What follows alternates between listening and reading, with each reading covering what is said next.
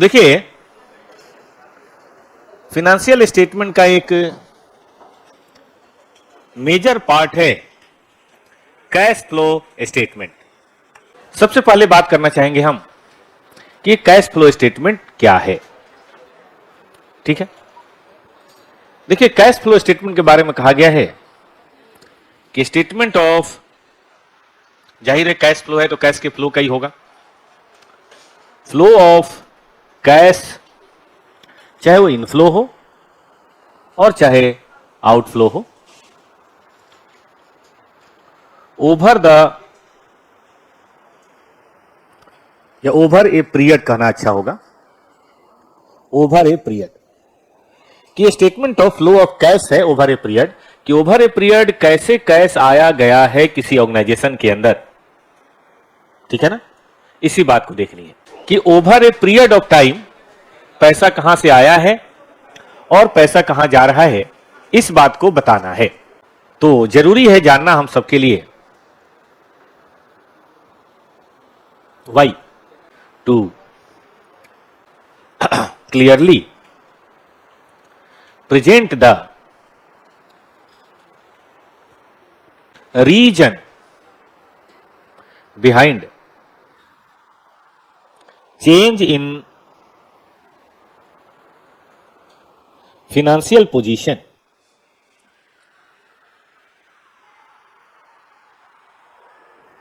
over a period of time।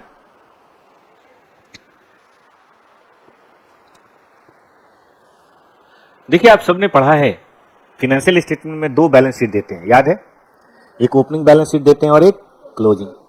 आप में से काफी बच्चों ने फिनेंशियल स्टेटमेंट पढ़ रखा है, कुछ जो आज नए ज्वाइन किए उन्होंने नहीं पढ़ा है कैश पीएल बैलेंस शीट, लेकिन फिर भी फाउंडेशन में तो पढ़ा ही है। दो बैलेंस शीट क्यों देते हैं बेटा? शेड्यूल 3 कहता है ना कि हमेशा एक बैलेंस शीट के साथ साथ आज बेटा दूसरी बैलेंस शीट भी बनानी है। क्यों दो बैलेंस शीट, क्यों? एक से मन नहीं भरता? बताएगा कोई? संजू बताइए, why to balance sheet is presented, है ना? पता चलता है कि कितना चेंज हुआ है। यही बात है ना कि फाइनेंशियल पोजीशन में कितना बदलाव हुआ है। जैसे आप पढ़ते होंगे पेपर वगैरह में छपता है कि भाई पतंजलि आयुर्वेदा, उनकी ये एसेट थी पहले, ये एसेट बाद में, तो लोग समझते हैं चलो कंपनी बड़ी है, ये लोन पहले था, ये लोन कम हुआ, ये लोन बढ़ा, ये करंट एसेट बढ़ा, लायबिलिटी बढ़ी, कैपिटल बढ़ा, रिजर्व घटा, जो भी है दो से पता चलता है। अब दो बैलेंस शीट से फाइनेंशियल पोजीशन का हमें पता चल जाता है कि भाई कितना चेंज हुआ। जैसे मान लीजिए 2023 है और मान लीजिए 2024 है। लेकिन ये भी तो होता है कि भाई क्यों चेंज हुआ, क्या कारण था, ये भी तो जानना चाहते हैं। जैसे मान लीजिए उसमें दिखा रहा है रिजर्व में सरप्लस कम ज्यादा हुआ है, एसेट लायबिलिटी बड़ा घटा है, कैपिटल बड़ा घटा है, तो मन के अंदर बात आती है ना कि भाई रीजन क्या था, इसके पीछे क्यों चेंज हुआ। हर आदमी जानना चाहता है, हर बात के पीछे कारण होता है। तो कारण जरूर होता है कोई ना कोई, हर आदमी कारण भी जानना चाहता है। देखिए कारण के लिए साल की एक्टिविटीज जिम्मेदार होती हैं। अब एक्टिविटीज के लिए मेरे ख्याल से आपके पास एक स्टेटमेंट होता है, कौन सा? पीएल। इसके अंदर कितना सेल हुआ ओवर द पीरियड, है ना, कितना मटेरियल कंज्यूम हुआ, कितना इंप्लॉय एंड बेनिफिट्स है, कितना खर्चा है, सब पता चलता है। फाइनेंशियल कॉस्ट क्या है, डिप्शन क्या है, अल्टीमेटली प्रॉफिट हुआ, लैस हुआ, क्या टैक्स दिया, कोई एक्स्ट्रा ऑर्डिनरी इनकम एक्सपेंस हो, तो वो सब बातें भी आ जाती हैं बेटा, है ना। लेकिन क्या आप जानते हैं पीएल अकाउंट सिर्फ रेवेन्यू आइटम को दिखा पाता है। रिजर्व और सरप्लस में क्यों चेंज हुआ ये तो पीएल से पता चल जाएगा। चलो मान लेते हैं करंट एसेट लायबिलिटी के चेंज भी पता चल जाएगा, लेकिन क्या पीएल में during the year cell of asset आता है? उसका प्रॉफिट लॉस तो आता है, सेल ऑफ एसेट नहीं आता, याद करो। हो सकता है आपने 10,000 करोड़ का एसेट बेचा हो, ये पीएल में कभी नहीं आएगा। क्या पीएल में परचेज ऑफ फिक्स्ड एसेट आता है? जबकि परचेज ऑफ फिक्स्ड एसेट तो फाइनेंशियल पोजीशन बहुत ही चेंज होती है। क्या पीएल में किसी कंपनी का टेक ओवर आता है, अमलगमेशन वगैरह हुआ हो, मर्जर एक्विजिशन हुआ हो, आता है क्या? कोई सब्सिडी खरीदी हो, सब्सिडी खरीदने से तो एकदम हालात बदल जाते हैं, लेकिन क्या ये पीएल में आता है? क्या कंसोलिडेटेड पीएल में? बिल्कुल नहीं आता। प्रॉफिट लॉस आता है, साल भर की इनकम एक्सपेंस आती है। क्या कोई इशू ऑफ शेयर आता है पीएल में? क्या कोई पेमेंट ऑफ लोन आता है?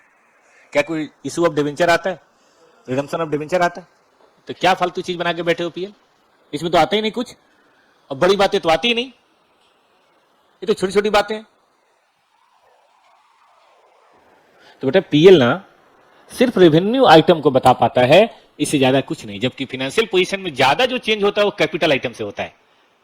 कोई बड़ा फिक्स एसेट खरीद लें, कोई नई फैक्ट्री लगा लें, कोई नई फैक्ट्री बेच दें, कोई ब्रांच बेच दें, कोई इशू ऑफ शेयर कर दें, रिडम्पशन कर दें, बाई बैक, आपने सुना होगा बाई बैक कर दें, कोई डिवेंचर इशू कर दें, कोई लोन पेमेंट कर दें, उनका असर ज्यादा पड़ता है फाइनेंशियल पोजीशन पे। ओवर द ईयर तो जो हुआ थोड़ा बहुत रेवेन्यू आइटम वो है, उसमें भी तो क्या आता जाता है, नेट प्रॉफिट 2-4-10 करोड़ बचता है, वही होता है। तो 2-4-10 करोड़ के लिए तो आप पीएल स्टेटमेंट बना रहे हो, और 200-400 करोड़ का एसेट वगैरह है, लायबिलिटी है, इसके बारे में कुछ बात ही नहीं कर रहे। अब तो बता नहीं रहे और कह रहे हो जान जाओ कि बैलेंस शीट कैसे चेंज हुआ। तो बेहद जरूरी है कि एक और स्टेटमेंट बनाया जाए जो सिर्फ रेवेन्यू आइटम को ना बताए। बताइए किसको बताए? हाँ, हमें एक निश्चित रूप से बनाना चाहिए statement showing changes in financial position, कि why company's financial position is changed from 1 of या 31 दिसंबर 2023, 31/12/2023 से 2024। और अफसोस ये पीएल सेटिस्फाई नहीं कर पाता। पीएल के अंदर वो दम ही नहीं है कि वो सेटिस्फाई कर सके। तो देखिए चेंज हुआ ये बहुत जरूरी है, मैं मना नहीं कर रहा, कितने चेंज हुआ है बहुत जरूरी है, कारण भी जरूरी है। तो बेटा क्या है और क्यों है समझ गए हम लोग। अब तीसरा और सबसे बड़ा पोर्शन है कैसे। ठीक है ना, कैसे बनता है।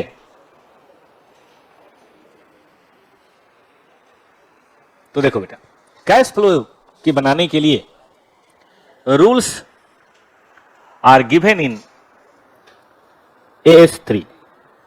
हम लोगों ने नए बैच में AS1 पढ़ा था। क्या था नाम बेटा AS1 का?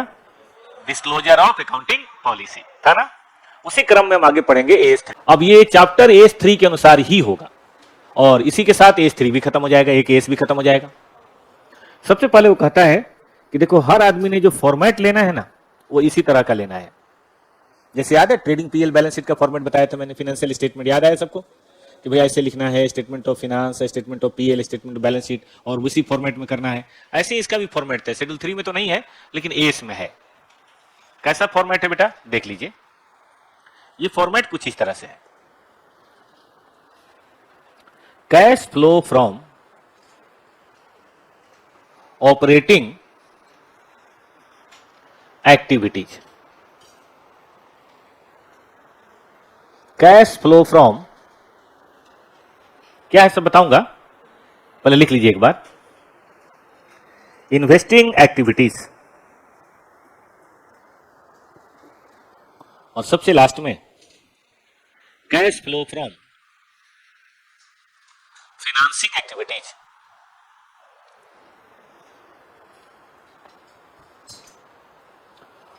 और सबसे लास्ट में हम लिखेंगे नेट कैश फ्लो, मतलब during the year net cash flow क्या रहा, पैसा आया कि पैसा गया, हम ये लिखेंगे।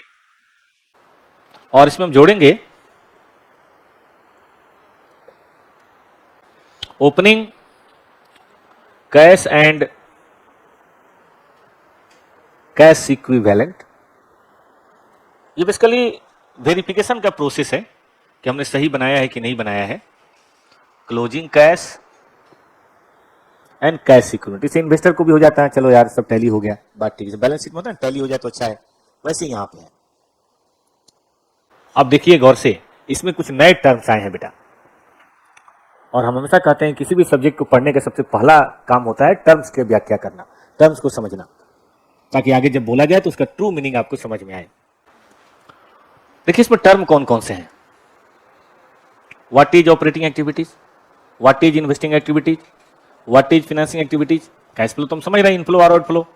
What is cash and what is cash equivalent. तो ये 5 टर्म्स हम लोग सीख लें तो मेरे काफी काम हो जाएगा, ठीक है ना। तो ये पहले टर्म की शुरुआत करते हैं, और उस पहले टर्म्स का नाम है इन्वेस्टिंग एक्टिविटीज।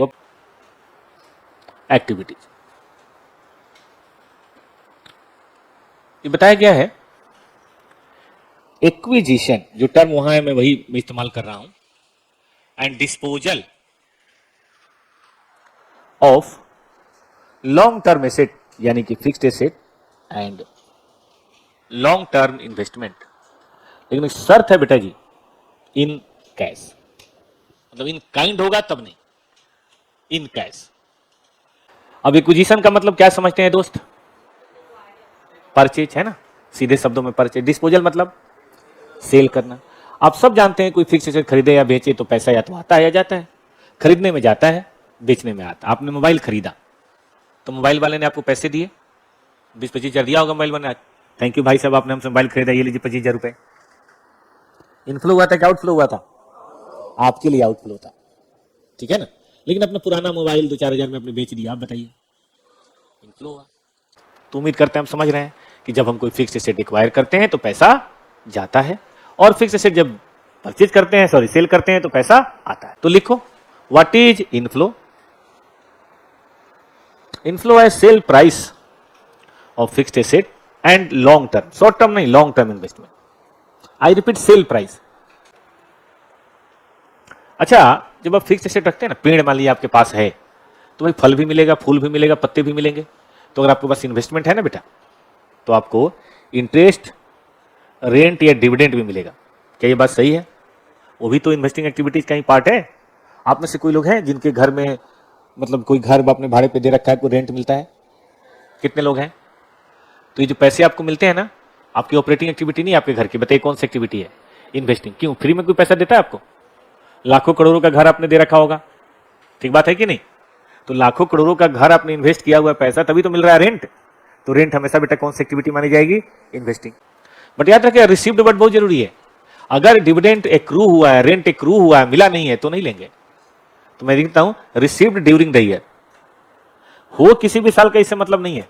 जैसे मान लीजिए 2024 का रेंट 2025 में मिला, तो बोलिए कौन से साल में आएगा? 25 में। या कई बार एडवांस आपने सुना होगा 24 का रेंट 23 में मिल गया, बोलिए बोलिए, तो 23 में आएगा, 24 में नहीं आएगा। ये कैश बेसिस है। आपने ये बात रिसीट एंड पेमेंट में पढ़ी होगी कि किसी भी साल का सब्सक्रिप्शन अगर मिला इस साल है तो इसी साल आएगा, और इस साल का अगर नहीं मिला हो तो नहीं आएगा। रीजन बड़ा सिंपल, हम कैश फ्लो दिखा रहे हैं, और कैश कभी एक्रूअल बेसिस पे होता नहीं है। कैश हमेशा कैश बेसिस पे बेटा। चला जाए आगे, सबको एकदम माइंड में जा रही है बात? आउटफ्लो क्या हो सकता है? आउटफ्लो उल्टा कर दीजिए, परचेज ऑफ फिक्स्ड एसेट या लॉन्ग टर्म इन्वेस्टमेंट। लेकिन एक बात याद रखिएगा, इन कैश, ये वर्ड हमेशा ध्यान रखना है। आप कहेंगे सर कैसे, तो अभी बताया ना, इशू ऑफ शेयर हो सकता है, डिवेंचर हो सकता है, कुछ भी हो सकता है। इसी तरह से एक होता है हायर परचेज, कभी नाम सुना है? पहले पूरा चैप्टर था सीए इंटर में, अब खत्म हो गया। Hire purchase instalment, instalment paid during the year, कि जो आपने हायर परचेज की instalment during the year pay करी। चलें आगे, देखिए इंटरेस्ट पेड नहीं आएगा, ये बात ध्यान रखनी है खास। आपको बताइए इंटरेस्ट पेड क्यों नहीं आएगा? क्योंकि हम इन्वेस्टमेंट किस करते थोड़ा इंटरेस्ट देते हैं, हम तो लोन के चलते देते हैं, और लोन इन्वेस्टिंग एक्टिविटी नहीं है, issue of share investing activity नहीं है। तो कहने मतलब अपनी चीजें रखनी है, पड़ोस के बच्चे को नहीं खिलाना, जो अपने से संबंधित है वही रखना है। तो बताइए इन्वेस्टिंग एक्टिविटीज में क्या क्या दिखाएंगे बेटा, एक बार हो जाए जरा आप बताएं, है ना। Sale of fixed asset, land, building, plant, machinery, furniture, vehicle, investment cash वाला। दूसरा, इंटरेस्ट मिला, डिविडेंड मिला, रेंट मिला, ड्यूरिंग द ईयर मिलना जरूरी है, वही आएगा, एक्रूअल बेसिस नहीं। आउटफ्लो में क्या दिखाएंगे? Purchase of land, building, plant, machinery, furniture, vehicle, सब, है ना। Long term investment. और बताइए हायर परचेज की इंस्टॉलमेंट। आइए नंबर 2, फिनांसिंग एक्टिविटीज।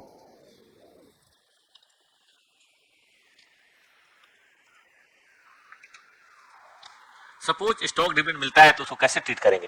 बेटा स्टॉक का डिविडेंड का मतलब होता है डिविडेंड, वो इन्वेस्टिंग में आएगा बेटा, कह तो रहे इंटरेस्ट रिसीव्ड। आप सुनिए बालकों, फिनांसिंग एक्टिविटी सुनिए। कॉन्सेप्ट ये है फाइनेंशियल एक्टिविटी में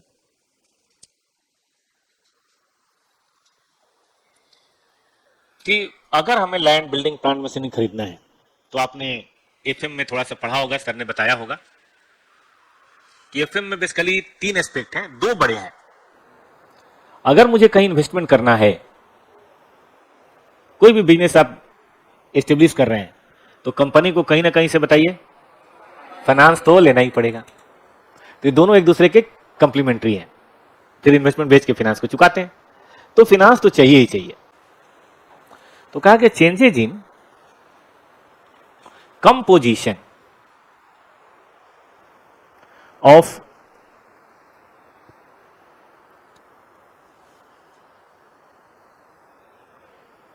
शेयर होल्डर्स, या कैपिटल लिख देते हैं, capital and long term borrowing.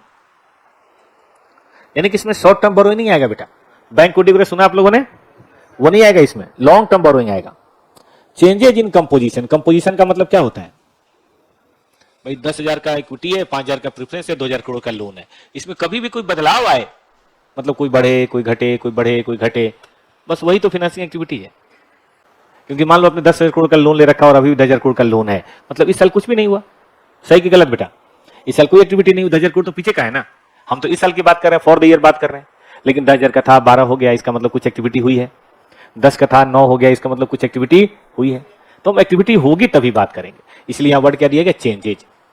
ये जब कोई बात लिखता है ना बेटा, तो बड़ा सोच समझ के लिखता है, खूब पुराने 15-20 साल पुराने सीए लोग बैठते हैं, विचार मंथन होता है, तब लीगल लैंग्वेज ड्राफ्ट की जाती है। तो जब कोई बोले ना चेंजेज इन फाइनेंशियल स्टेटमेंट, इसका मतलब उसके अंदर वो सारी बातें आएंगी जो इस साल हुई है, पहले से हमें कोई लेना देना नहीं। आइए जरा पढ़ते हैं इसमें इनफ्लो क्या हो सकता है बेटा। इनफ्लो क्या होगा बेटा, issue of equity share, preference share, debenture, यही सब होगा मेरे ख्याल से। सबसे बड़ी बात, एट नेट सेल्स प्रोसीड्स, ये बहुत इंपॉर्टेंट है।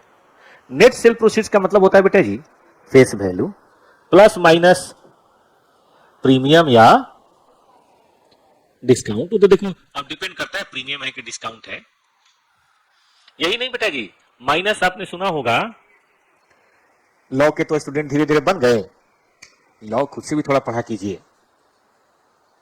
केवल टीचर पे मत छोड़िए लॉ को, क्लास में समझना और बात है और दिल में समझना और बात है। लॉ काफी हद तक डेविल की तरह है कि दिल में तो आता है दिमाग में नहीं आता।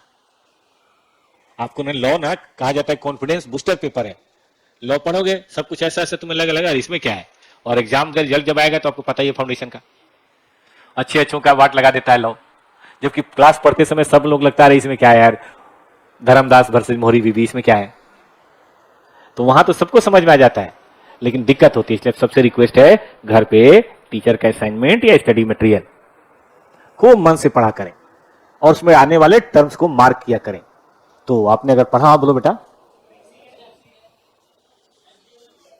एफ भी होना चाहिए बेटा, आप सही, face value plus minus premium. मैं कह रहा था इशू एक्सपेंसेज उसी में पढ़ेंगे आप, कि जब इशू ऑफ शेयर होता है ना बेटा, तो प्रोस्पेक्टस निकालना होता है, lead manager, merchant banker, underwriter नाम सुना है, इन सब फाउंडेशन में पढ़ाया था मैंने, अंडरराइटर याद है मुझे, डिवेंचर वाले चैप्टर में अंडरराइटर होते हैं, बाकी अब लॉ वाले मैम पढ़ाएंगे आपको, अंडरराइटर होते हैं, सुना बच्चों ने। इसके अलावा हम बताते हैं, इसके अलावा बेटा जी आपने सुना होगा कि एडवर्टीजमेंट करना, बहुत तरह के और खर्चे होते हैं। मान के चलो कि इशू ऑफ शेयर में 2 से 3% तो साफ हो जाता है, मतलब 100 रुपए आएगा तो 5 रुपए, 3 रुपए, 4 रुपए खत्म। अब सपोज करो आपने इशू ऑफ शेयर किया 100 करोड़ का, ध्यान देना 10% प्रीमियम पे इशू किया, लेकिन 5 करोड़ खर्च हो गया, तो बोले आपके हाथ में कितना आएगा, ठीक से बताओ, 105 करोड़। तो बोलिए कैश फ्लो में कितना दिखाएंगे आप, कैश फ्लो में आप 100 फिर प्लस 10 फिर माइनस 5 ऐसा नहीं करेंगे, आप सीधे क्या दिखाएंगे, 105, ठीक है। Long term loan taken, of course during the year, long term loan taken, जो लॉन्ग टर्म लोन आपने लिया है हम उसकी बात करेंगे।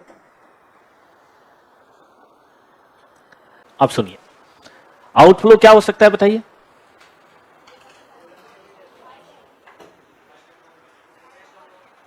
आउटफ्लो में तो उल्टा कर दो, इशू है redemption of preference share, debenture, वो भी जानते हैं, आपने पढ़ा है फाउंडेशन में, एक होता है बेटा रिडम्पशन वैल्यू, याद है किसी को, क्योंकि रिडम्पशन वैल्यू फेस वैल्यू से कम या ज्यादा, ज्यादा कम तो नहीं होता, बेसिकली ज्यादा ही होता है, 100 की बजाय 110, तो पैसा कितना जाएगा, फेस वैल्यू या रिडम्पशन वैल्यू, तो लिखेंगे कितना, लिखेंगे redemption value, number 2,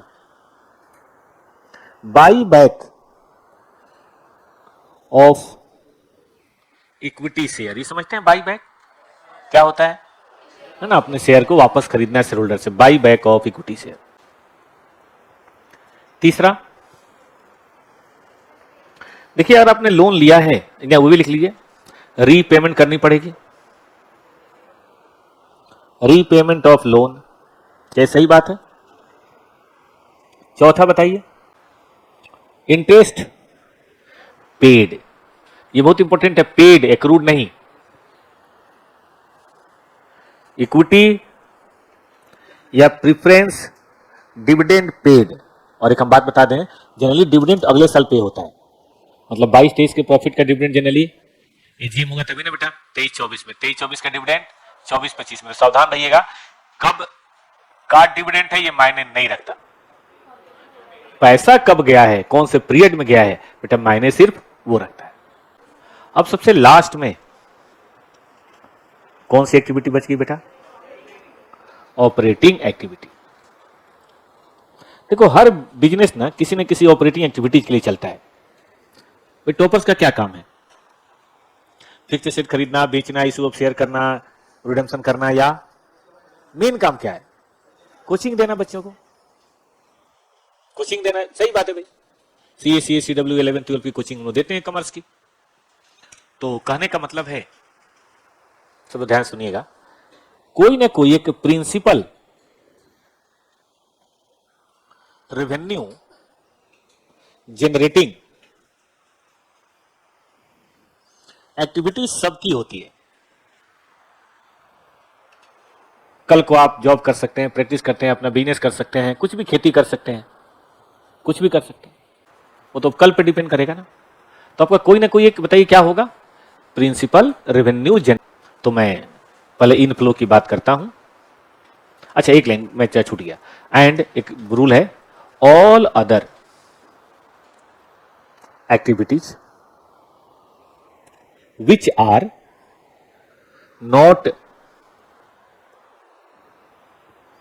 not investing और फिनांसिंग एक्टिविटीज। क्या मतलब हो बेटा? हाँ, जो इन्वेस्टिंग और फिनांसिंग ना हो, वो सारी एक्टिविटीज बताइए क्या है? इसका मतलब ऑपरेटिंग एक्टिविटीज में ना एक रेसिड्यूअल क्लॉज है। रेसिड्यूअल समझते हैं? बचा हुआ, कि जो कोई नहीं वो हमारा। हाँ, अब आइए मारुति के हिसाब से सोचते हैं, इनफ्लो क्या हो सकता है? तो मेरे ख्याल से कैश सेल होगा। आई थिंक उधार बेचेंगे तो उधार तो नहीं होगा क्योंकि उसमें पैसा नहीं आता, लेकिन उधार वाले बेटा थोड़े दिन बाद देते हैं पैसा, है ना? Collection from debtor, single entry पढ़ा है? एक होता है कैश सेल, और एक होता है क्रेडिट सेल, और एक होता है कलेक्शन फ्रॉम डेटर। तो हमें कैश सेल लेना है, कलेक्शन फ्रॉम डेटर लेना है, क्रेडिट सेल लेना है। क्रेडिट सेल में क्यों मना कर रहा हूं? क्योंकि वो कई बार इस साल मिलेगा, कई बार अगले साल, तो उसका भरोसा नहीं कर सकते। कोई सेल ऑफ स्क्रैप वगैरह हो गया, कोई कमीशन वगैरह बेटा मिल गया अगर मान लीजिए। असल में ना ये लोग लोन करवा देते हैं, इंश्योरेंस करवा देते हैं, आपने सुना होगा, और उसके बदले में इंश्योरेंस कंपनी लोन कंपनी से 1% कमीशन ले लेते हैं। ये कमाई भी इनकी करोड़ों की है। अब है तो है, दिखाएंगे भाई उसमें क्या है। चलिए अब हम बात करेंगे आउटफ्लो की। तो मेरे ख्याल से cash purchase of component, payment to creditor समझते हैं भाई, क्रेडिटर से जो आया गया। इसके अलावा बहुत सारे एक्सपेंसेस जिसके अंदर सैलरी, वेजेज, फैक्ट्री के जितने खर्चे होते हैं ना बेटा जी, रिपेयर, इंश्योरेंस और एडमिनिस्ट्रेशन के जितने खर्चे होते हैं ना, और सेलिंग के जितने खर्चे होते हैं ना, बट डिप्रेशन छोड़ दिए। बताइए क्यों? क्योंकि नॉन कैश होता है। डिस्ट्रीब्यूशन के जितने खर्चे होते हैं ना, कैश बेसिस पे सबको लेना है, जो भी कैश है। तो थोड़ा सावधान रहिएगा, अगर कोई आउटस्टैंडिंग वगैरह हो गया तो कैश फ्लो में नहीं आएगा, और पिछले साल का भी आउटस्टैंडिंग पे हो गया तो कैश फ्लो में आना ही आना है। सुनिए, टैक्स, लेकिन टैक्स पेड लेंगे बेटा, टैक्स पेड। और वो भी जानते हैं कौन सा टैक्स? जो आपके बिजनेस इनकम पे लगे, पीजीबीपी वाला इनकम टैक्स। बाबू आइडिया है? कैपिटल गेन वाला नहीं। टैक्स भी दो तरह का होता है, पता होगा आपको। एक बिजनेस प्रोफेशन वाला होता है और एक कैपिटल गेन। कैपिटल गेन मतलब लैंड एंड बिल्डिंग बेचा, उस पर प्रॉफिट हुआ, तो उसका टैक्स लैंड एंड बिल्डिंग से घटेगा। कौन सी एक्टिविटी में? इन्वेस्टिंग में। जैसे मान लो अपने लैंड एंड बिल्डिंग 200 करोड़ का बेचा और 20 करोड़ टैक्स लग गया, कहां घटेगा? इन्वेस्टिंग में। याद रहेगा? लेकिन जो बिजनेस में कार बेच रहे हैं, खरीद रहे हैं, उसके ऊपर जो टैक्स लगे उसको इनकम टैक्स, पीजीबीपी से बोलते हैं। हेडिंग नए बच्चों को पता है? सर ने हेडिंग कम से कम तो बताया था नए बच्चों, या नहीं? कौन कौन सी हेडिंग थी? 5 हेडिंग थी। कौन कौन सी बताओ तो? ठीक है बेटा।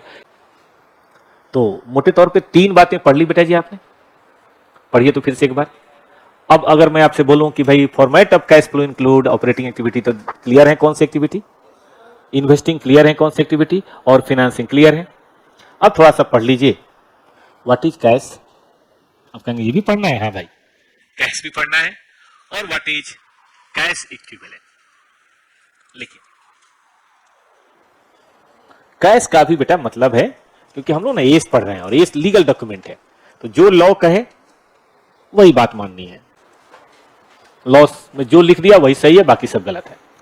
कैश को डिफाइन किया गया है कैश इन हैंड, बिजनेस के लॉकर में जो पड़ा हुआ है, और डिमांड डिपॉजिट। टर्म डिपॉजिट नहीं।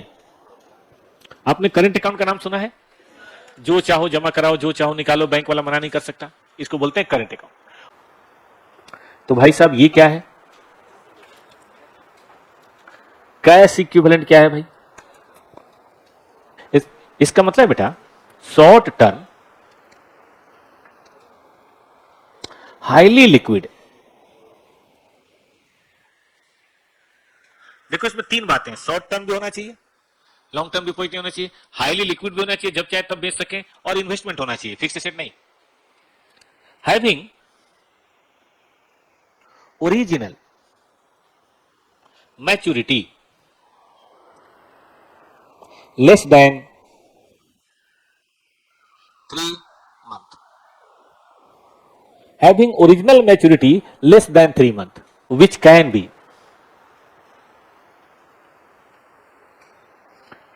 readily convertible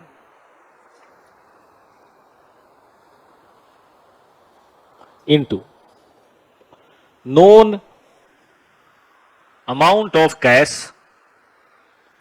without any significant risk of change in value। ये तीसरा और चौथा ही बहुत जरूरी है। Amount, known amount of cash. एक बात, 2 बातें, 3 बातें, 4 गुण। ये तो चलो लिक्विडिटी को इंडिकेट करता है रेडली, लेकिन ये लिक्विडिटी के अंदर रिस्क की बात करता है। जैसे मान लीजिए आपके पास एसबीआई का 3 महीने का डिपॉजिट है, ये कैश इक्विवेलेंट है, बताइए क्यों? 3 महीने में कैश मिल जाएगा। लेकिन आपके पास अडानी इंटरप्राइज के शेयर हैं, हाईली लिक्विड है, जब चाहे तब बेच सकते हैं, लेकिन किस दिन 20% गिर जाए कोई पता नहीं। नोन अमाउंट ऑफ कैश नहीं है, सिग्निफिकेंट रिस्क है। यहां गवर्नमेंट ग्रांट तो ले सकते हैं, गवर्नमेंट सिक्योरिटी नाम सुना आपने? शॉर्ट टर्म बैंक डिपॉजिट तो ले सकते हैं, लेकिन शेयर डिबेंचर नहीं ले सकते। कारण बताइए? है तो रेडली कन्वर्टेबल, अभी मैं चाहूं तो अभी मैं शेयर बेचूंगा, कल सुबह तक मेरे अकाउंट में पैसा आ जाएगा। लेकिन शेयर की प्रॉब्लम क्या है कि वो उसमें है ना, चेंज बहुत होता है, कब 2% गिर जाए, 5% बढ़ जाए, 5% गिर जाए, 10% बढ़ जाए, पता नहीं। क्या ये बात सही है बेटा? Without any significant change of risk of change in value. तो अगर आप इजाजत दें तो एक छोटा सा क्वेश्चन करें। 2.3 स्टडी का क्वेश्चन है और देखो कितना आसान है भाई। कैश फ्लो बनाना है, पेज नंबर बेटा 1.2, शुरू वाला पेज है बिल्कुल 1.2। ये अच्छा किसके अकॉर्डिंग बनाना है? चलो इधर आओ।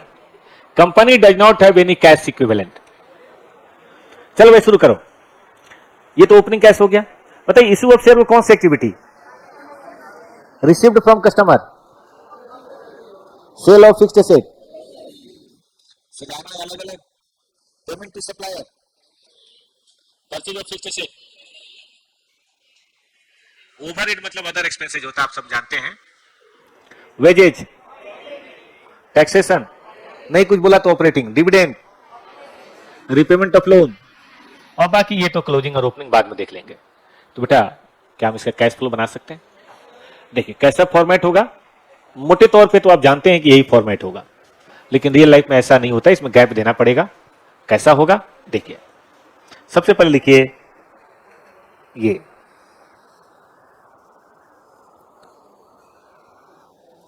Cash flow. अमरूद तो बड़ा अच्छा फल है, लेकिन बैग में मत रहो, खिलाया करो यार। For the year ended. आम भी अगर बढ़िया वाला आम हो, पक जाए, वो भी बड़ा खुशबू खा लो, बदबू खा लो, जो भी खा लो, वो भी बहुत बदबू देता है, ज्यादा पक जाए तो।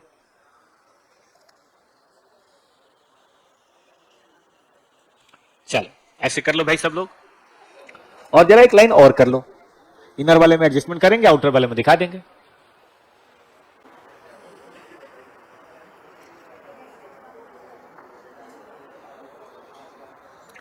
कैश फ्लो फ्रॉम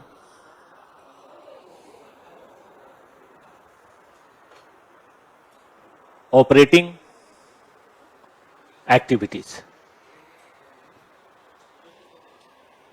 सुना बच्चों ने? देखिए तो इसमें कौन कौन सा, खूब साफ सुथरा लिखना है, ठीक है? कितना था दोस्त? ये भी लिख लें, सेल ऑफ फिक्स्ड एसेट। क्या लेस करें? खुद से करेंगे आप? हो भी गया। और बताएं, ओवरहेड, और बताएं, और बताएं। ऐसे करते हैं बेटा, पहले इसको एक बार निकाल लेते हैं, इसको बोलते हैं cash flow from operating activities. और किसी को फाइनेंशियल स्टेटमेंट याद हो तो उसमें ऐसे लिखते थे, profit before tax less tax profit after tax. ऐसे हम लिखेंगे cash flow from operating before tax less tax बराबर cash flow operating after tax. बोलिए बेटा कितना आया? इससे कुछ होता नहीं है, लेकिन टैक्स गवर्नमेंट का होता है तो पता चल जाता है कि भाई क्या पे किया, कुछ किया भी कि नहीं किया। टैक्स पेड बताओ बेटा कितना? चलो cash flow from operating after tax. चलो मुन्ना बताओ कितना आ रहा है? 250। आउटर में लिख दो। चलें आगे। अब cash flow from investing activities, कुछ था भी, क्या था? Sale of fixed asset. बताइए बेटा, और कुछ और भी है? परचेज ऑफ फिक्स्ड एसेट, और भी कुछ है? तो इनफ्लो क्या आउटफ्लो? आउटफ्लो। अब क्या आएगा बेटा? फाइनेंसिंग है कुछ इनफ्लो? क्या? इशू ऑफ शेयर कैपिटल, कितना है? कुछ डिविडेंड पेड, और कुछ?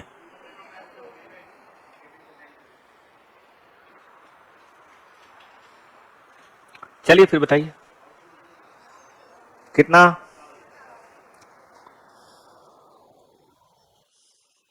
बेटा बताइए नेट कैश फ्लो कितना आया? पॉजिटिव भी नेगेटिव? देखिए टैली होता है कि कैश एंड कैश इक्विवेलेंट हो रहा है टैली। ये किसी भी सूरत में टैली होना चाहिए, नहीं तो कोई गलती हमसे हुई है, हम उसे ठीक करेंगे। Cash flow from operating investing financing. चलें बेटा आगे चलें।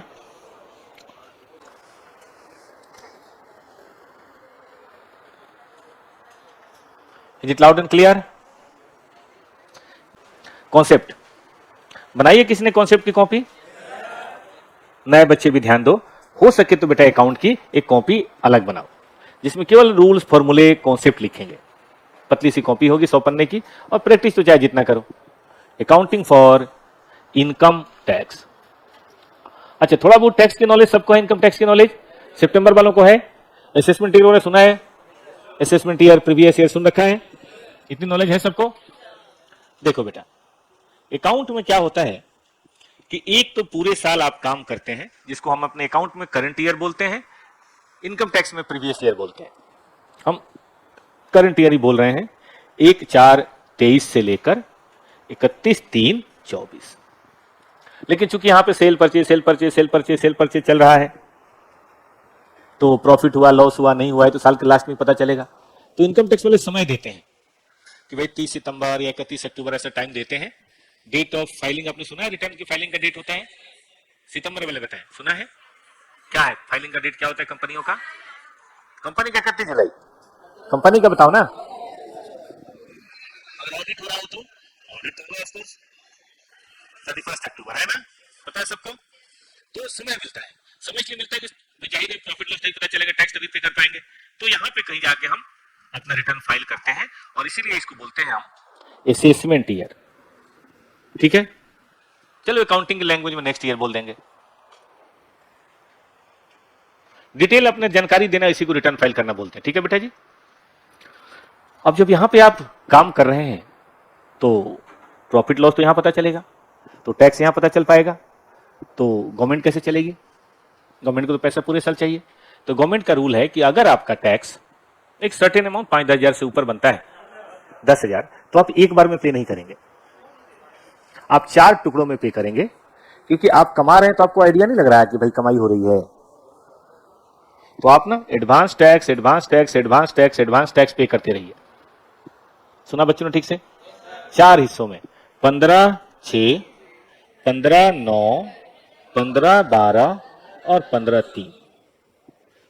और ये पेमेंट होता है एस्टिमेट के बेसिस पे, क्योंकि देखो एक्यूरेट तो पीएल बन नहीं सकता, लेकिन जो कमा रहा है उसको आइडिया, तो अब आप ही पढ़ रहे हैं पिछले 3 महीने से, 12-13 अगस्त से, चाहे 2 अगस्त से, अगस्त गया, सितंबर गया, अक्टूबर गया, नवंबर भी गया, 4 महीने से पढ़ रहे हैं, तो कुछ आपको आइडिया लग रहा है कि हाँ कुछ पढ़ भी रहा हूं, कुछ चांस बन रहा है पास फेल होने का, लग रहा है? चलो सितंबर वाले बच्चे तो अभी अबोध हैं, टोडलर हैं, ठीक है ना, बच्चे हैं अभी, लेकिन बाकी थोड़ा आइडिया लग रहा है? जून मई में कुछ चांस बन रहा है बेटा? बस यही है, जो बिजनेस कर रहा है उसको आइडिया तो हो ही जाता है कि हाँ भाई कुछ कमा रहा हूं कि नहीं। तो कहता है कि पास्ट ईयर का एक्सपीरियंस ले लो, करंट ईयर का जैसा काम चल रहा है उसके बेसिस पे आइडिया लगाओ, और आप ना हमें एडवांस टैक्स पे करते जाओ। कितना? जितना आपको लगता है मेरा बनेगा उसका 25%, 45%, 75% और 100% देते जाओ। में 15 है? अच्छा 15, ठीक है 15 है, 25 है, 75 और 100 है। वो गलत हो गया? चलिए, हाँ सुनो सुनो, तो अब इसकी अकाउंटिंग कैसे हो? तो रूल है, जनरल एंट्री कैसे पास होगी, और ये जनरल एंट्री करंट ईयर में पास होगी बेटा, व्हेन, इसको बोलते हैं advance, when advance tax paid. सुना प्यारे बच्चों ने? और ये पे होगा 15/6, 15/9, जनरल एंट्री सेम होगी। देखो अभी हमें पता नहीं कि हमारा टैक्स कितना बनेगा, तो इसलिए हम एक्सपेंस ना लिख के, आपने सुना प्रीपेड एक्सपेंस, प्रोविजनल एक्सपेंस, हम इनकम टैक्स एक्सपेंस नहीं लिख के हम लिखते हैं एडवांस टैक्स। ठीक है, और एक अकाउंट खोल लेते हैं अपने बुक्स में, उसका नाम क्या होगा? Advance tax account. और साल में कितनी बार बेटा जी? 4 बार पे करते, नहीं करोगे तो आपको इंटरेस्ट लगेगा। चले आगे। अब आपने एडवांस टैक्स पे किया 10 लाख 20 लाख 10 लाख 20 लाख 4 बार पे किया, करते करते करते आप कहां आ गए? At year end. देखो पता तो चलता है बेसिकली 2-4-10 दिन बाद ही, लेकिन अकाउंटिंग 31/3 को कर लेते हैं। सेल्फ असेसमेंट, आप समझते हैं इनकम टैक्स में वर्ड होता है सेल्फ असेसमेंट। क्या होता है सेल्फ असेसमेंट का मतलब? सेल्फ मतलब खुद से, असेसमेंट मतलब कर निर्धारण। खुद से कर निर्धारण करते हैं। जैसे आप कभी कोई पेपर दे के आते हैं, घर वाले पूछते हैं कि पेपर कैसा गया है, कितने नंबर आएंगे, तो आप नहीं बताते हैं कि 40 आएगा, 50 आएगा, 60 आ जाना चाहिए, ऐसा बोलते हैं। वो 60 आ जाएगा, ये क्या है? Self assessment. तो आने के बाद ही पता चलेगा कि उसके आगे वाला जीरो है कि नहीं है, कहीं 6 तो नहीं है। सेल्फ असेसमेंट जब हम करते हैं at end of the year,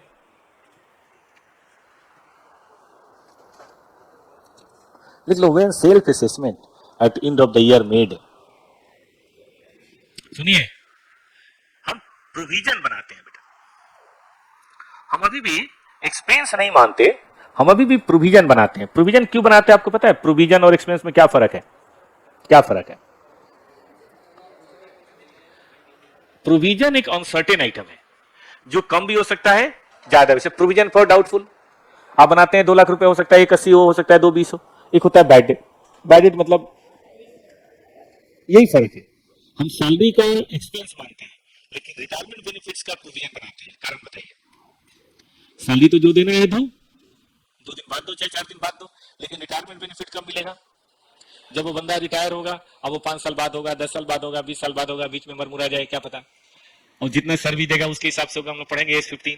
तो जो चीजें फ्यूचर में होती है उसको बोलते हैं प्रोविजन, और जो तय हो गए उसको बोलते हैं एक्सपेंस। इतना ही फर्क है बेटा, और कोई नहीं। पैसा तो दोनों में जाना है, तो हम बनाते हैं प्रोविजन फॉर टैक्स। ठीक है बेटा जी, ये कब करते हैं काम? और हमारे बैलेंस शीट में एक तरफ ये एडवांस टैक्स और एक तरफ ये provision for tax. Provision for tax current liability में, एडवांस टैक्स करंट एसेट करके हम बैलेंस शीट भी बना देते हैं। पीएल तो खैर बन ही गया। इन द नेक्स्ट ईयर समय बदल गया, रिटर्न इज फाइल। पहले रिटर्न फाइल करोगे तभी ना। रिटर्न इज फाइल्ड, और तब क्या होगा बेटा? देन असेसमेंट, जरूरी नहीं है स्क्रूटनी हर बार हो, assessment is made by income tax department. अब आजकल कंप्यूटराइज भी होता है, फेसलेस जिसको बोलते हैं, और विशेष होने पे आपको नोटिस भी आएगा कि भाई हम आपकी स्क्रूटनी करना चाहते हैं, रिकॉर्ड देखना चाहते हैं, लेकर आइए। दोनों ही बातें होती हैं, वो आपको देखना है। हम लिखेंगे बेटा, अब तय हो गया मामला। जैसे ना प्रोविजन पर डाउटफुल बनाया और बाद में बैड डेट हो गया, तो मामला तय हो गया। तो अब हम उसे एक्सपेंस नहीं मानते, बल्कि जो प्रोविजन बना रखा है ना बेटा, उसी प्रोविजन से हम उसको क्या कर लेते हैं, है ना, सेटअप। इसको बोलते हैं टैक्स लायबिलिटी। ठीक बात है। लेकिन ऐसा हो सकता है कि बेटा हमने सोचा था, मान लीजिए 100 लाख, असेसमेंट हुआ 100 lakh.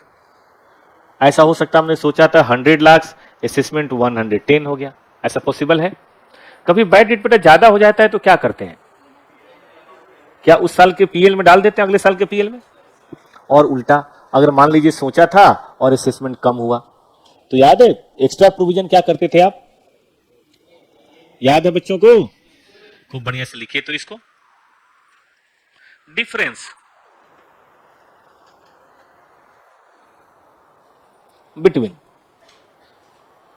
Provision made and actual assessment is adjusted in,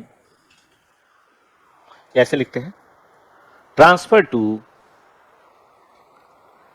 current year PL account. मतलब इस साल के पीएल में ट्रांसफर करेंगे।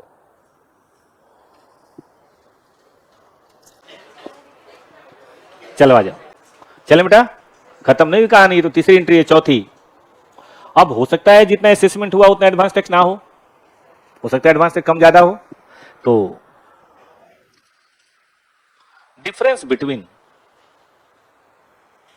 Tax assessed and advance tax paid in previous year is settled. अब इसकी अकाउंटिंग करने से काम नहीं चलेगा, इसको सेटल करना पड़ेगा। बताइए कैसे? Settled in bank. अब अगर ज्यादा आपने पे कर दिया तो टैक्स वाले लौटा देते हैं, आपने सुना होगा टैक्स रिफंड। और अगर कम है तो आपको पैसा देना पड़ेगा। एंट्री होगी, टैक्स लायबिलिटी है। अब मान लीजिए आपकी लायबिलिटी आई है बेटा 100, 110 और 80। तो अब सरकार को बोलोगे ना, साहब हमने तो पहले ही जमा करा रखा है, अब सपोज करो आपने जमा करा रखा है 100, तो कोई बात नहीं, लेकिन आपने जमा करा रखा है सिर्फ 80, तो बोलिए क्या और पे करेंगे बेटा? अगर पे कर दिया तो बैंक, नहीं पे किया तो टैक्स पेबल। और अगर आपने जमा करा रखा है 120, तो बोलिए क्या होगा? रिफंड नाम सुना आप लोगों ने? Income tax refundable. बोलो बेटा जी।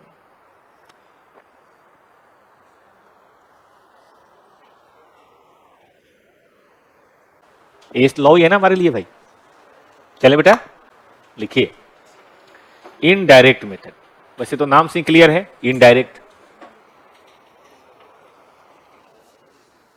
पर फिर भी थोड़ा पढ़ते हैं। कई बार बोलते हैं ना, जब घी सीधी उंगली से ना निकले तो उंगली टेढ़ी करनी पड़ती है। घर में करके देखने लगे उंगली तोड़ देंगे। ठीक है कि नहीं?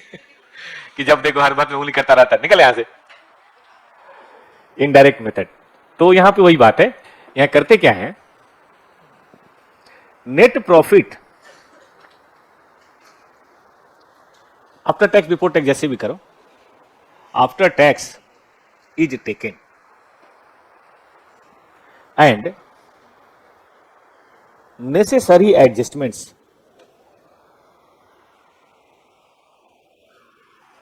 are made to convert it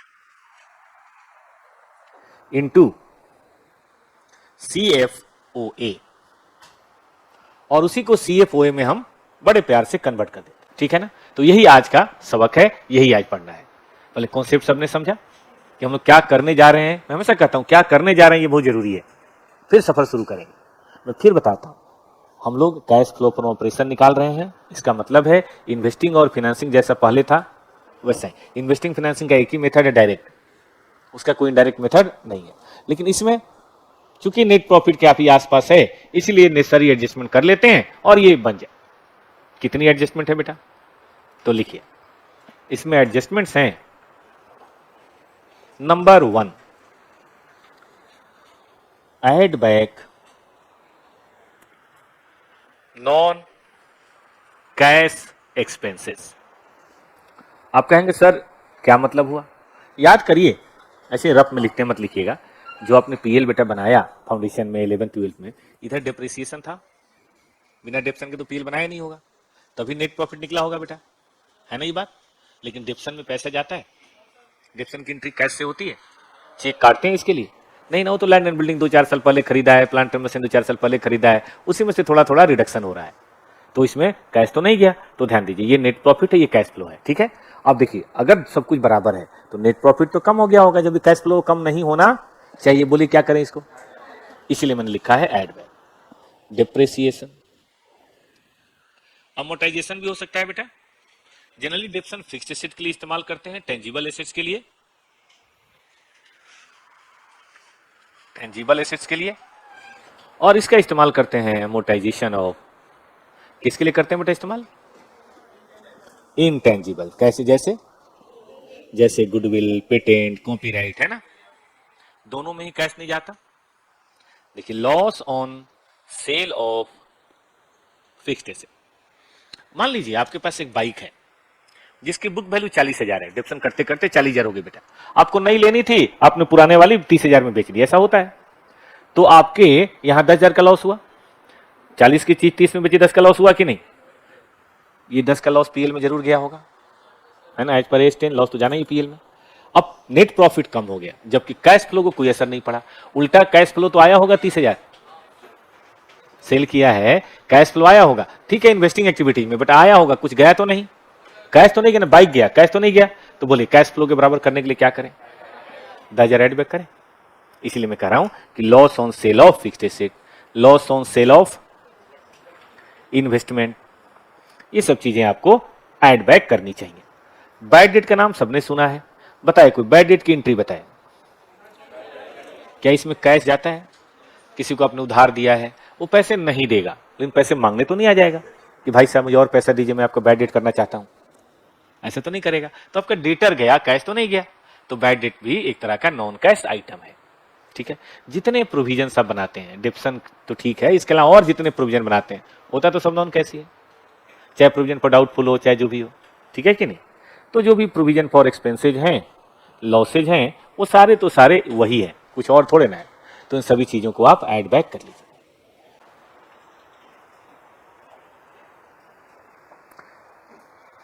हो गया। How loss on sale of fixed non cash, अभी समझाते हैं रवि। देखो बेटा, आपकी बेटा एक प्यारी सी स्कूटी है,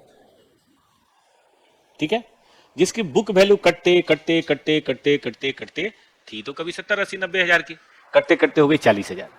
अब बेटा आपकी बार आपने सेल किया 30,000, लॉस ऑन सेल आया, बताइए कितना बेटा। अब देखिए, ये आपका इन्वेस्टिंग एक्टिविटी है, सबको पता है ना। सेल ऑफ फिक्स्ड एसेट कौन सी एक्टिविटी है बेटा? इन्वेस्टिंग है, यस और नो। अब वो चले गए इन्वेस्टिंग एक्टिविटीज में, ओके। तो बताइए ये 10 कहां जाए? पीएल में। अब 10 पीएल में गया, आप सब मानते हैं, लेकिन क्या कैश गया? रवि बताओ बेटा, रवि आपने पूछा, रवि कुमार साहब फ्रॉम नेपाल, बड़ी दूर से पूछा आपने, बताइए क्या 10 कैश गया? लेकिन पीएल में तो आया होगा। पीएल में तो आप सब पढ़ते हैं, लॉस ऑन सेल आता है कि नहीं आता है। अब पीएल में 10 कम हो गया, कैसे इसके बराबर करें आप ही बताइए। एड बैक तो करना ही पड़ेगा ना। चीजों को पता हम क्या कर रहे हैं, इसको बोलते हैं रिकॉन्साइल करना, चाहे रेक्टिफाई करना। इसीलिए मैंने कहा कि इसको ऐड करें, ठीक है। अगर कोई नॉन कैश इनकम हो, एक मिनट और लिख दें, आपने कभी सुना है कि स्टॉक की वैल्यू कम करते हैं? Devaluation of inventory. और अगर कोई नॉन कैश इनकम हो तो उसको जोड़ देना। वैसे नॉन कैश इनकम कोई होता नहीं है, रिवैल्यूएशन वगैरह ही होता है, तो अगर कोई हो तो जोड़ देना। तो ये है बेटा आपका सबसे पहला एडजस्टमेंट, नाम बताइए क्या है? Add back all non cash expenses. लेकिन एक खूबी है, which are debited in PL. जैसे मान लो कोई फिक्स्ड एसेट का लॉस आपने कैपिटल लेजर में डाल दिया, सिक्योरिटी प्रीमियम में मान लीजिए कोई राइट ऑफ कर दिया एक्सपेंस, तुम्हारी expense, discount on issue of share मान लो ऐसा कर दिया, तो वो नहीं आएगा। कारण बताइए। क्योंकि पीएल को देखो सुधार तब किया जाता है जब कोई चीज खराब हो। मान लो कोई बच्चा खराब नहीं है, लोग उसको सुधार रहे हैं, बताइए क्या होगा? बच्चा एकदम भोला भाला है आपकी तरह, लेकिन घर वाले उसको सुधार रहे हैं रोज, तो सुधरने की बजाय वो बिगड़ जाएगा। तो याद रखिए, सुधारा उसे जाता है जो बिगड़ा हुआ हो। इसका मतलब ये है, जैसे कि आपको है ना इसने सुधरे हुए, इसका मतलब ये हुआ कि जो चीजें ऑलरेडी पीएल में डेबिटेड है, सावधानी उसी पे बरतनी है। जो चीज पीएल में डेबिट हुई ही नहीं, पीएल खराब हुआ ही नहीं, नेट प्रॉफिट कम हुआ ही नहीं, उसको जबरदस्ती एड बैक करने की जरूरत नहीं है। मैं लिख दूं क्या? विच आर डेबिटेड इन, ये पहली शर्त है और सबसे बड़ी शर्त है किसी भी चीज की सुधार का। सबसे इंपॉर्टेंट बात है कोई चीज खराब हो। मान लो घर में कोई चीज एकदम ठीक है, जैसे कंप्यूटर वगैरह कोई ऐसी चीज, आपने उसको फॉर्मेट कर दिया कि मैं ठीक कर रहा हूं इसको, घर वाले क्या कहेंगे? है कि सुधरेगा नहीं है। अब मान लो कीबोर्ड है, आपने कीबोर्ड देखा, वो बड़ा अजीब था, ASP, आपने सब कीबोर्ड को उतार उतार के ABCD लाइन से लगा दिया। पापा को बोला क्या फालतू कीबोर्ड लेके आए, सालों को ABCD भी नहीं आती, आपने ठीक कर दिया। बताइए पापा का आपके साथ क्या व्यवहार करेंगे? दुर्व्यवहार ही करेंगे, है नहीं? व्यवहार थोड़ा ना करेंगे। तो जो चीज ठीक हो उसको जबरदस्ती ठीक नहीं करना, जो गलत है उसको ठीक करना। चले नंबर 2 चले, लिखिए number 2। Number 2, non operating income या expensive. Add back interest on debenture, interest on loan. Bank कोडी तब लेना जब वो लॉन्ग टर्म हो। अगर टेम्पररी बैंक कोडी है तो उसका इंटरेस्ट नहीं लेना, वो तो ऑपरेटिंग है। जैसे होता है ना, 1-2 महीने के लिए ले लिया फिर दे दिया, 1-2 महीने के लिए ले लिया फिर दे दिया, तो उस वाले में नहीं कुछ करना है। ठीक है बेटा?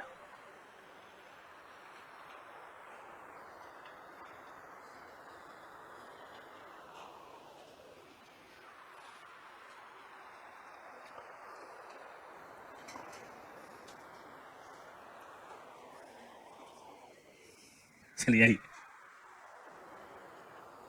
हो गया। अब चूंकि ये पीएल में गया होगा पक्का, ऑपरेटिंग में नहीं जाता है, इसका जगह कहां है? फाइनेंसिंग में। निकाल बाहर करो यहां से। जैसे आपने अगर पढ़ा हो premium on redemption of debenture, पढ़ा है किसी ने? प्रिफरेंस शेयर, तो उसे भी कई बार पीएल में राइट ऑफ करते हैं। कई बार तो देखो सिक्योरिटी प्रीमियम में कर देते हैं, कई बार जनरल रिजर्व से एडजस्ट कर लेते हैं, याद होगा फाउंडेशन याद है, लेकिन कई बार बेटा पीएल में डालते हैं। तो देखो मैं कौन से वाले केस की बात कर रहा हूं, when debited in PL, if not debited in PL तो फिर ये एडजस्टमेंट की जरूरत नहीं। जब डेबिटेड इन पीएल होगा बेटा जी तभी एडजस्टमेंट करना है, ठीक है।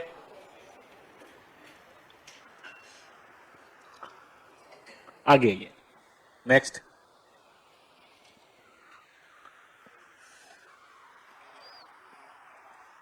लेस करना है profit on sale of fixed asset या investment.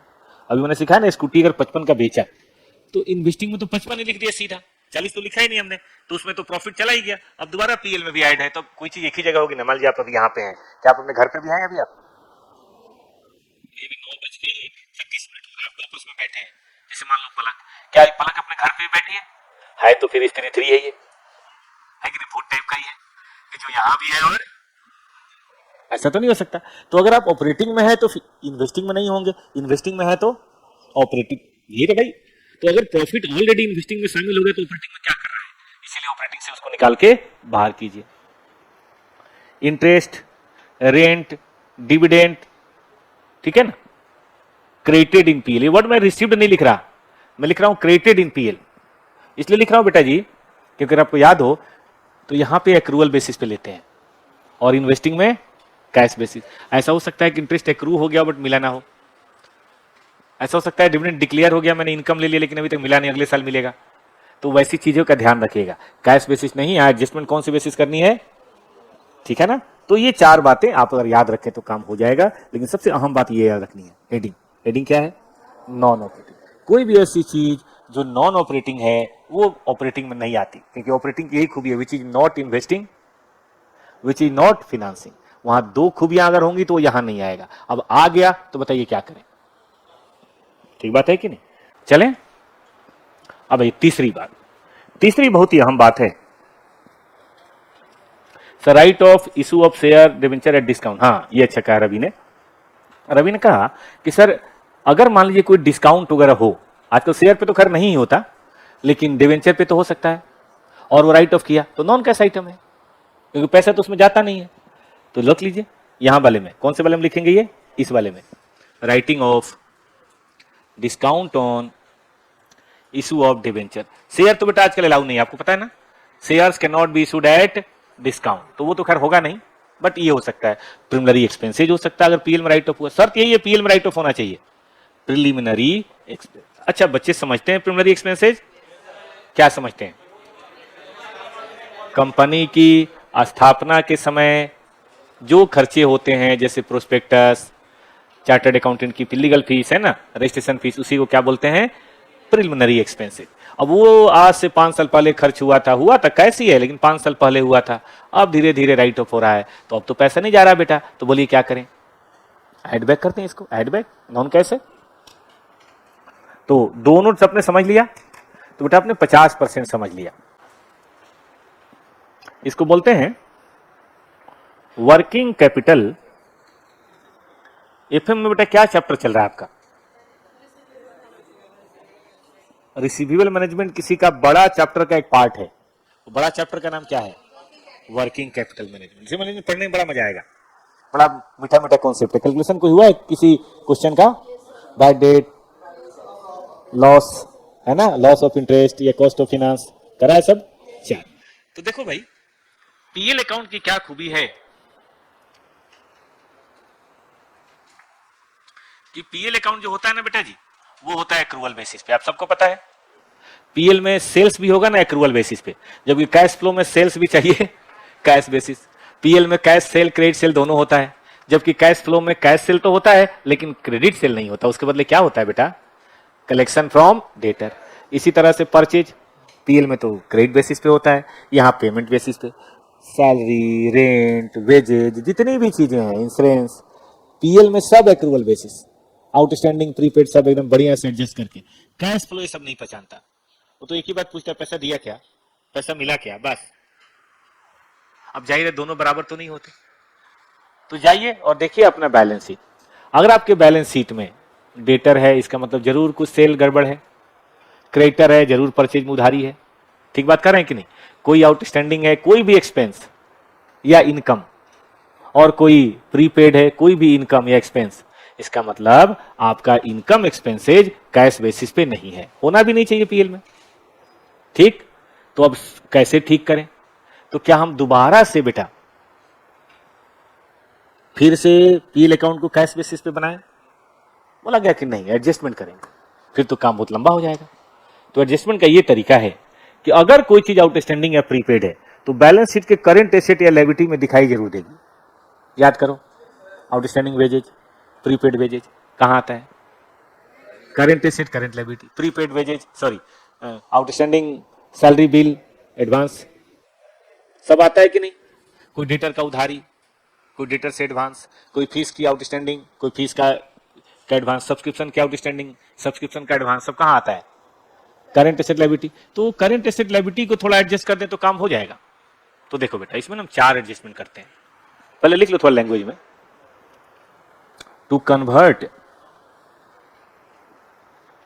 Accrual basis net profit into cash basis net profit, following adjustments are made. पहला, पहले मैं लिख देता हूं फिर लॉजिक समझाऊं तो चलेगा, है ना? पहले एक बार लिख देता हूं। इंक्रीज इन करेंट लायबिलिटी, तो बेटा जोड़ना होता है। ये सब कहां जोड़ना है? Net profit. Decrease in current asset जोड़ना होता है, क्यों अभी बताएंगे। डिक्रीज इन करेंट लायबिलिटी घटाना होता है,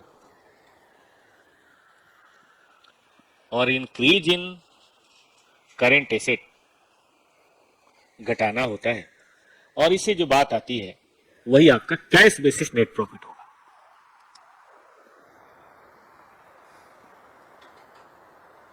रवि बेटा रुक जाओ, बता देता हूं, जरा सा इसको खत्म कर लूं मैं। इसका लॉजिक आपको समझाते हैं, लिखिएगा कोई नहीं, बस केवल समझने पे जोर हो। देखिए ये पीएल है और ये बैलेंस शीट है।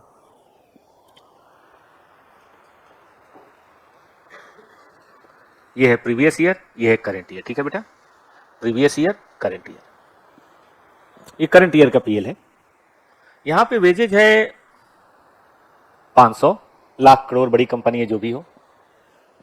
अब यहां पे कुछ नहीं है, इसका मतलब ये वेजेज जो एक्रू हुआ है वही पे हुआ है, कोई एडजस्टमेंट की जरूरत नहीं है। लेकिन बेटा अगर यहां आउटस्टैंडिंग वेजेज है, इसका क्या मतलब हुआ कि 500 एक्रू तो हुआ है लेकिन 100 नहीं पे हुआ, तो पे कितना हुआ है? अब देखो, let suppose all the things remaining the same, this is PL, this is cash flow. PL में 500 लेस हुआ एक्रूअल बेसिस, कैश फ्लो में कैश बेसिस 400 लेस हुआ। अब दोनों टैली तो होगा नहीं, तो बोलिए पीएल को कैश फ्लो में कन्वर्ट करने के लिए क्या करना पड़ेगा? ऐड। समझ आ रहा है सबको? देखो बेटा, कोई भी चीज आउटस्टैंडिंग लायबिलिटी में है, इसका मतलब एक ऐसा एक्सपेंस जो पे नहीं हो पाया, तभी होना है आउटस्टैंडिंग। पे हो गया हो तो क्यों होता? तो हमें क्या करना है बालकों, अगर कोई भी करंट लायबिलिटी में इजाफा हुआ है, चाहे वो क्रेडिटर हो, आउटस्टैंडिंग सैलरी हो, वेजेज हो, व्हाटएवर, हाँ इन्वेस्टिंग एक्टिविटी नहीं होना चाहिए, करेंगे इसकी बात, ऑपरेट फाइनेंसिंग नहीं होना चाहिए, वो अलग से देखेंगे, तो आप उसको ठीक करो। आया समझ में सबको? Increase in wages, increase in creditor, increase in outstanding salary, ऐसी कोई भी चीज हो तो उसको ऐड करेंगे। उल्टा बताता हूं, मान लीजिए बेटा पहले 150 था, अब 100 है। ये देख के आज अकाउंटेंट आपको क्या महसूस हो रहा है कैश के बारे में बताइए।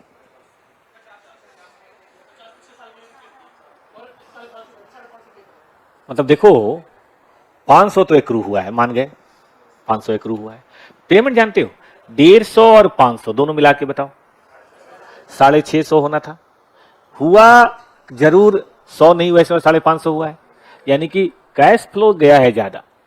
ये तो यहां आकर रुक गया 500, लेकिन वो बताइए या इन्होंने जो कहा सीधे सीधे अगर हम समझना चाहें वैसे होता नहीं, लेकिन समझना चाहें कि अब की बार का तो दिया ही दिया, प्लस पिछली बार का भी 50 पे किया, यानी कि 50 तो एक्स्ट्रा पे किया ना बेटा। अफसोस कैश फ्लो तो ये बात, सॉरी पीएल तो ये बात मानता नहीं है। पीएल तो कहेगा नहीं भैया मुझे पिछले साल से क्या लेना देना है, मुझे तो इस साल का 500 से मतलब है। तो बताइए अब इसको ठीक करने के लिए क्या करें? यह है नेट प्रॉफिट, यह है cash flow from operation. Add करें कि लेस करें? इसको चेंज करना है, ये तो स्थिर है, लेस करें। तो मैंने जो वर्ड जो लिखा है बेटा जी कि डिक्रीज इन क्रेडिटर हो, डिक्रीज इन आउटस्टैंडिंग वेजेज हो, डिक्रीज इन इलेक्ट्रिसिटी बिल हो, ऐसे कोई भी चीज है तो बताइए क्या करेंगे आप? भाई इसका मतलब है पे हुआ है, सीधी बात, तो हम उसे लेस करेंगे। दिल से समझ आया सबको? एकदम बढ़िया है, समझा सबने? जानते हो बेटा समय देना, जब भी लाइफ में कोई भी चीज ना समझ में आए, मुश्किल हो, परेशानी हो, तो समस्या के समाधान उसको समय देने से ही है, चाहे वो पढ़ाई हो या घर परिवार के रिश्ते नाते हो। आपको टाइम देना ही पड़ेगा। और याद रखो ऊपर वाले ने अद्भुत चीज बनाई है, सबको लिमिटेड दिया है। समय किसी के पास ज्यादा कम नहीं है, पैसा हो सकता है ज्यादा कम हो, माँ बाप हो सकता है कि भाई बड़े ध्यान देने वाले हों, भाई बहन बहुत ज्यादा कम हो, लेकिन समय तो सबके पास बराबर है। ग्रेट लेबरर एट टाइम बेटा, समय देना शुरू करो। अब यही चीजें हम सीधे लैंग्वेज में बोल देते, फटाफट करा देते, फॉर्मूला लिखवा देते, तो शायद ये बातें नहीं होती। थोड़ा कहानी के रूप में, थोड़ा कथा के रूप में आपसे बात करेंगे, छोटी सी चीज पे आधे घंटे देंगे, तो फिर अब सीख जाएंगे, आपको रटने की जरूरत नहीं पड़ेगी, सीधा प्रैक्टिस करेंगे आप। ये बात अब घर पे भी आप सोचिएगा, घर पे पीएल अकाउंट बैलेंस शीट बना के खुद लिख के खुद जोड़ के, और नहीं अभी किसी को समझ आया ना तो घर पे फिर एक बार ऐसा ट्राई करना। उससे क्या होगा, लिस्ट नहीं याद करनी पड़ेगी। जैसे आपने देखा होगा बैंक रिकॉन्सिलिएशन स्टेटमेंट मैंने पढ़ाया, मैंने कोई लिस्ट बनाई ही नहीं, मुझे आज तक कोई लिस्ट याद नहीं है, जरूरत है नहीं लिस्ट याद करने की ना। अभी पढ़ाया था, कॉस्टिंग में भी आया था, reconciliation between cost profit and account profit, वहां भी कोई लिस्ट मैंने दिया था क्या? कोई लिस्ट नहीं दिया, जरूरत ही नहीं है ना। दो लोगों के बीच में झगड़ा है, ठीक करने का मात्र तरीका है, देखो दोनों में अंतर क्या है। भाई जो अंतर है, जो डिफरेंसेज हैं, जो झगड़ा है, उसको सुलझा दो, दोनों अपने बराबर हो जाएंगे, इक्वल हो जाएंगे। ठीक है, चलिए अभी लायबिलिटी का बताइए। लायबिलिटी वाला समझ आ गया? डेटर की कहानी अभी इधर मैं छुपा के रखी, अभी बताता हूं। दो जो मैंने टिक मारा समझ आया कि लायबिलिटी का बढ़ना हमें ऐड करना पड़ेगा, क्योंकि पीएल तो कम हो गया बट कैश नहीं गया। आपको एग्जांपल देता हूं, अब आ रहा है 2-3 तारीख, आपको शायद हॉस्टल का पैसा वैसा देना होगा, रेंट का है, कोई जो यहाँ पे बाहर से आके पढ़ते हैं, हॉस्टल से ले रखा है ना। मान लो मकान मालिक को तुम गोली दे दो, पूरे महीने टरका दो, उसे टरकेगा? मुश्किल ही है, लेकिन बाई द वे टरका दो। अरे इस पापा की थोड़ी दिक्कत हो गई है, पैसे नहीं है अंकल, थोड़ा बात समझो, दे देंगे, कहाँ भागे जा रहे हैं बच्चे आपके। ऐसा करके अपने पूरे महीने टरका दिए, पता है आपके पॉकेट में 3000 रुपये फालतू होगा। बताइए 3000 रुपये कैसे फालतू होगा? वो जो रेंट वाला पैसा पापा ने तो भेजा ही, आपने उसको टरका दिया, तो यू आर हैविंग कैश। लेकिन पीएल बने तो उसमें तो आना ही आना है भाई। ये बिजनेस में भी होता है, बिजनेस में भी अगर किसी की पेमेंट नहीं करोगे तो आपके हाथ में क्या ज्यादा होना चाहिए, नेचुरली। आ जाओ अब बात करते हैं डेटर्स, इसे हटाओ। मान लो बेटा यहां सेल है 1000 और डेटर नाम की कोई चीज आपके पास नहीं है, इसका क्या मतलब हुआ? इसका मतलब है कैश सेल नहीं भी है तो साल खत्म होते होते सब वसूल लिया, सब हो गया, बैडेट हो गया, जो भी होना था बात खत्म हो गया, डन है। अब दूसरा सुनो, ध्यान देने की बात है। अगर यहां डेटर 50 है, क्या मतलब है? इसका मतलब है कि जितनी भी सेल हुई है भाई 50 नहीं मिला है। आ जाओ, let suppose all the things remaining the same, PL बढ़ा है 1000, लेकिन कैश फ्लो तो बढ़ ही नहीं सकता ना, आया ही 950 है, तभी तो 50 आउटस्टैंडिंग है। इसका मतलब ये बढ़ा है सिर्फ यहां तक। अब इस पीएल को इस तक कैसे लाए? यानी कि डेटर का बढ़ना, किसी भी एडवांस इनकम का, प्रीपेड एक्सपेंस का बढ़ना, या कोई भी चीज का, मतलब मेरा पैसा ब्लॉक हुआ है, जो आना चाहिए था वो नहीं आया, चाहे ज्यादा चला गया। इसीलिए बेटा पढ़ो तो क्या लिखा है, अगर कोई increase increase in current asset हो रहा है, इसका मतलब मेरा पैसा जो आना चाहिए था वो नहीं आ रहा। वंश बताइए, समझा आपने? ये उल्टा करते हैं। मान लीजिए बेटा पहले 150 था, अब 50 है, बोलिए क्या करें? पहले से डेटर कम हुआ है, इसका क्या मतलब हुआ? आप सब अकाउंटेंट हैं, बताइए कलेक्शन कितनी हुई होगी? जल्दी से बताइए कलेक्शन कितनी हुई होगी? जहां तक मैं देख रहा हूं 150 से, बताइए क्या 150 है? 1000 अब की बार का। कैलकुलेटर लीजिए, लीजिए सब लोग कैलकुलेटर। मिलना चाहिए 150 प्लस 1000। प्लीज लिखिए बेटा, बात समझेंगे। चलो 50 नहीं मिला, माइनस कर दो। फिर भी मिला कितना है? अब देखो, ये तो एक्रूअल बेसिस पे सेल बढ़ा, लेकिन कैश फ्लो तो कैश बेसिस पे बढ़ता है, वो बढ़ के टैली हो रहा है। टैली हो रहा है, बदलाव है। बोलिए क्या करें? ऐड करना पड़ेगा। तो जब कभी भी कोई डेटर कम होना, इसका मतलब पुराना पैसा भी वसूल लिया है, ये मतलब है इसका। ठीक बात है। तो अब चारों बातों का लॉजिक समझ आ रहा है बच्चों को? ये किसी भी चीज पे फिट करोगे फिट बैठेगा। स्टॉक का बढ़ना, किसी का दुकान चलता है, एनीवन? तो बेटा घर वाले स्टॉक खरीदते होंगे। आपने देखा होगा जब स्टॉक बहुत खरीद लेते हैं तो घर में पैसे की कमी हो जाती होगी, क्योंकि स्टॉक है ना, कैश नहीं है ना। मान लीजिए पापा के पास 10 लाख रुपए है, गए वो स्टॉक ले आए, तो स्टॉक तो बढ़ जाएगा लेकिन साफ हो जाएगा। उल्टा, उल्टा ध्यान दीजिएगा, स्टॉक दाम के दाम पर भी बेच रहे, प्रॉफिट ना हो फिर भी बताइए, कैश तो बढ़ ही जाएगा ना। मतलब दाम के दाम पर भी बेच, जैसे होता है कई बार कि सीजन जा रहा होता है तो जो बचा उचा होता है हटा छोड़ यार, हटा क्या ही कमाना है इसमें। हाँ मतलब क्या ही कमाना है, पैसा तो आ जाएगा तो उससे 4 और काम कर लेंगे, अगले बार फिर खरीद लेंगे, ऐसा होता है ना। बताइए क्या करें इसका? आप बढ़ेगा ना, याद रहेगा बच्चों को? चल,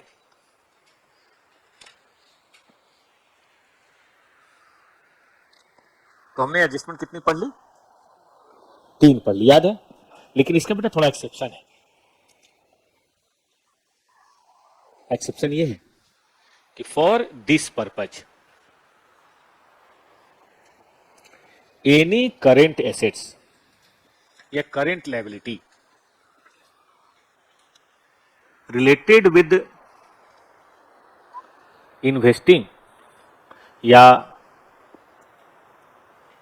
financing activities are not considered. सुना बच्चों ने प्यार से बात कि कोई भी ऐसी चीज जो ऑपरेटिंग या फिनांसिंग से संबंधित हो उसे हम कंसिडर नहीं करते। हम मानते हैं कि नहीं भाई वो ये चीज है ही नहीं।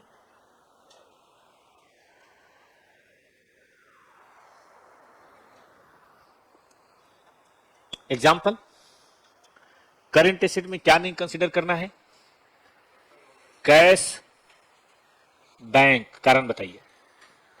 ये तो रिकॉन्सिलेशन में होता है। हालांकि करंट एसेट इससे बड़ा कोई नहीं है, करंट कैश तो सबसे बड़ा करंट एसेट है, बट उसका इंक्रीज डिक्रीज नहीं लेना है। याद है क्यों? वो अलग से सबसे लास्ट में नहीं लेते हैं, ओपनिंग क्लोजिंग, तो बेटा ये नहीं लेना। ठीक है। बैंक ओडी भी नहीं लेना, चलो वो मैं लायबिलिटी में लिखूंगा, इधर आओ। एडवांस टैक्स नहीं लेना, क्योंकि टैक्स का भी अलग से एडजस्टमेंट बताऊंगा। डीटीए वगैरह कोई हो वो सब नहीं लेना है, डिफर्ड टैक्स एसेट वो बोलते हैं। कोई आउटस्टैंडिंग इंटरेस्ट ऑन इन्वेस्टमेंट नहीं लेना है। कारण बताइए? क्योंकि इन्वेस्टिंग एक्टिविटीज है, तो ये सब चीजें हमें नहीं लेनी। मतलब देखो ये कैश हैं, ये करंट एसेट्स हैं, लेकिन ऑपरेटिंग से संबंधित नहीं है, इसीलिए नहीं आएंगी। Current liability, provision for tax नहीं लेना है, बताऊंगा अभी आगे टैक्स की बात आएगी। आउटस्टैंडिंग इंटरेस्ट ऑन लोन नहीं लेना है। कारण बताइए बेटा? क्योंकि ये फाइनेंसिंग से संबंधित है। डिवेंचर नहीं लेना है करंट एसेट, ये भी है लेकिन नहीं लेना है। क्या बोलते हैं, डिक्लेयर डिविडेंड नहीं लेना है। कारण बताइए? क्योंकि ये फाइनेंसिंग से संबंधित है, इससे बड़ा करंट लायबिलिटी कोई नहीं है, 30 दिन के अंदर पे करना है, but still not consider. Bank OD if long term finance,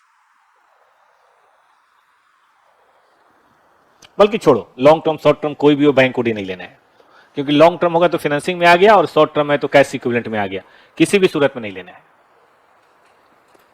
तो ये सारी ये चीजें बेसिकली करंट लायबिलिटीज हैं, but still not considered, because या तो इन्वेस्टिंग में आएंगी या फाइनेंसिंग में आएंगी, या नीचे जो पोर्शन होता है ना ओपनिंग और क्लोजिंग कैश कैश उसमें आ जाएंगी, तो फिर यहाँ नहीं आएगा। अच्छा वहां भूल गया मैं, कैश इक्विवेलेंट भी नहीं आएगा। जो कैश इक्विवेलेंट वाली इन्वेस्टमेंट होती है ना, बताया था मैंने, गवर्नमेंट बॉन्ड या 3 महीने से कम वाले डिपॉजिट्स, वो भी नहीं आएंगे, क्योंकि वो आएंगे कहाँ, नीचे वाले पोर्शन में। बस सीधी बात है, एक चीज की दो जगह ट्रीटमेंट नहीं होगी। लंगर में कभी ऐसा हुआ है कि दूसरी बार आप लगे हो और उन्होंने मना कर दिया हो? मुस्कान कभी ऐसा हुआ है? एक बार लंगर लेके फिर दूसरी बार लाइन लग गए तो उस लड़के ने साफ मना कर दिया, क्या कहाँ ये हट, एक बार मिल गया निकलो। उमेश हुआ कभी आपके साथ बेटा? दूसरी बार भी मिल गया, क्या बात। यहां ऐसा नहीं है, यहां एक ही बार आपको मिलेगा, या तो ऑपरेटिंग में ट्रीटमेंट कराइए या इन्वेस्टिंग में कराइए, चाहे फाइनेंसिंग में कराइए, ट्रीटमेंट एक ही जगह करनी है। क्योंकि इन्वेस्टिंग फाइनेंसिंग फिक्स्ड है, इसलिए ऑपरेटिंग में इसकी ट्रीटमेंट नहीं होगी।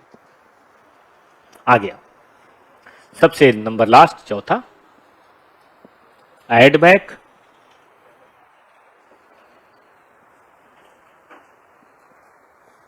प्रोविजन फॉर टैक्स, क्योंकि ये नॉन कैश होता है, और less tax paid during the year, और उसमें भी नेट ऑफ, जानते हो क्या, नेट ऑफ टैक्स रिफंड। अगर कोई टैक्स रिफंड हुआ है ड्यूरिंग द ईयर, मैं फिर कहता हूं किस साल का टैक्स है ये इंपॉर्टेंट नहीं है, इस साल पे हुआ है उसे जरूर घटाना है। इस साल रिफंड हुआ, हो सकता है 2 साल पुराना कोई टैक्स रिफंड आ गया हो, वो लेकिन आया तो इस साल है, तो उसे टैक्स पेड में से घटा के जो नेट आएगा वो आपको घटाना है।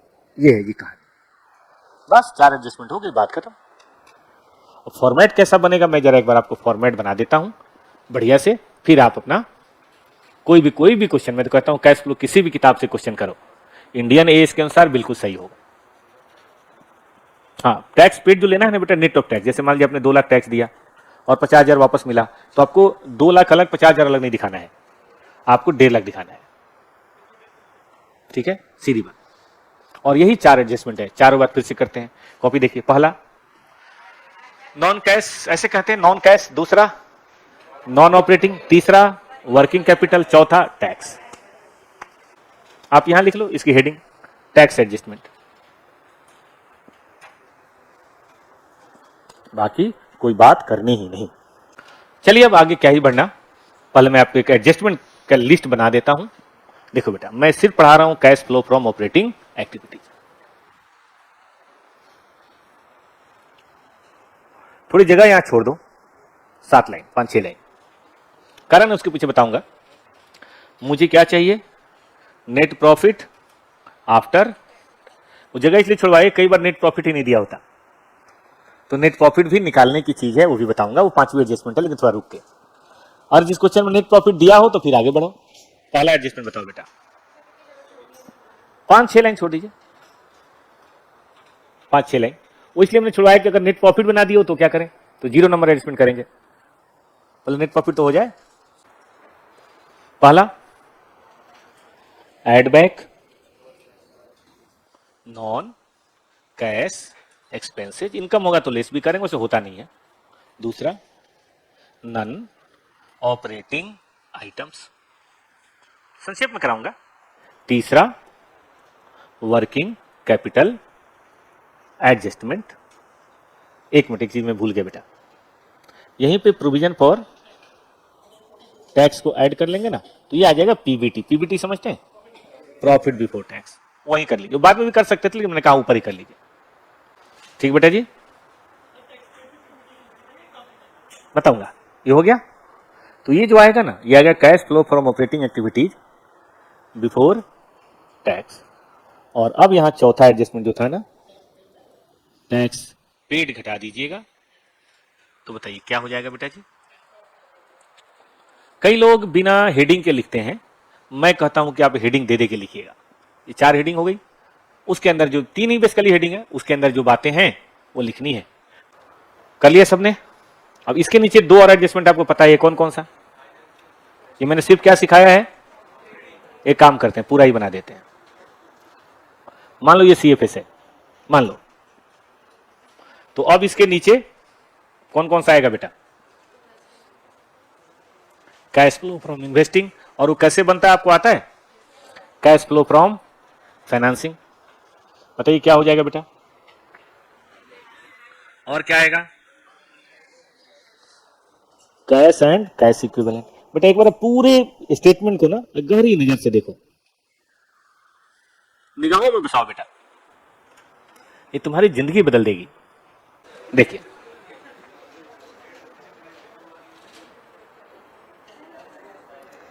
एक बात यहां थी बेटा कि भैया अगर नेट प्रॉफिट ना दिया हो तो मतलब दुल्हा है ही नहीं, बारात कैसे जाए, शुरुआत तो वहीं से होनी है, तो भाई दुल्हा को भी सजाना पड़ता है। देखो हम क्या करेंगे, हमें ना क्वेश्चन में बैलेंस शीट दिया होगा, बैलेंस शीट में 2 साल का पीएल दिया होगा पक्का, हमें पता है वो पीएल जो बढ़ा घटा है वो किसके चलते बढ़ा घटा है, नेट प्रॉफिट चलते बढ़ा घटा है ना। तो हम एक काम करते हैं, अपने मन में एक किस तरह का स्टेटमेंट सोचेंगे। पार्टनरशिप पढ़ा है किसी ने, पीएल एप्रोसन पढ़ा है, ये उसी का बदला हुआ रूप है कंपनी के हिसाब से। आप सब जानते हैं पीएल का ओपनिंग बैलेंस क्रेडिट होता है, याद है किसी को, बढ़ता कैसे, net profit of the year से बढ़ेगा, घटता कैसे, जो भी डिविडेंड डिक्लेयर करेंगे ड्यूरिंग द ईयर, चाहे इस साल से करें, पिछले साल में करें, इंटरिम करें, फाइनल करें, उससे फर्क नहीं है, ड्यूरिंग द ईयर जो डिक्लेयर करेंगे वही पीएल में घटेगा। और जरूरत पड़ने पर कई बार ट्रांसफर टू रिजर्व या बोनस शेयर या राइटिंग ऑफ ऐसा कुछ कई बार करते हैं, और जो बचता है बताइए बेटा क्या होता है, बैलेंस शीट। क्या मैं सही कह रहा हूं, 5 बातें हैं बेटा, 5 में से कोई 4 बात पता हो तो 5 भी निकल सकती है। अगर हमें ये पता हो, ये पता हो, ये पता हो, ये पता हो, can we find out balancing figure. तो आप बना के भी कर सकते हैं, बाकी मैं स्टेटमेंट भी करा देता हूं, लिखिए। हाँ जी बेटा जी हो गया, चलो फिर आगे चलो, ध्यान दो, लिखना है बेटा। अगर हम क्लोजिंग ले लें, ट्रांसफर जोड़ दें, डिविडेंड डिक्लेयर जोड़ दें और ओपनिंग घटा दें, तो क्या ये बैलेंसिंग फिगर आ जाएगा, लिख लिया बेटा, कोई लिख रहा है, नहीं हुआ। देखिए अगर हम क्लोजिंग पीएल का बैलेंस ले लें, ट्रांसफर टू रिजर्व जोड़ दें, डिविडेंड डिक्लेयर जोड़ दें और ओपनिंग पीएल घटा दें, तो प्यारे बाल गोपाल क्या ये बात बन सकती है, पॉसिबल है।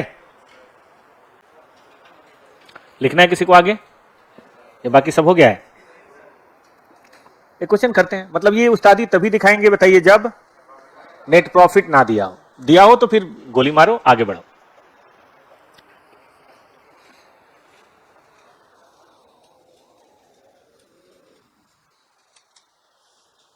ठीक है बेटा जी, तो चलिए आज 1.5 घंटा तो इसमें हो गया, अब एक छोटा सा कोई क्वेश्चन देखते हैं।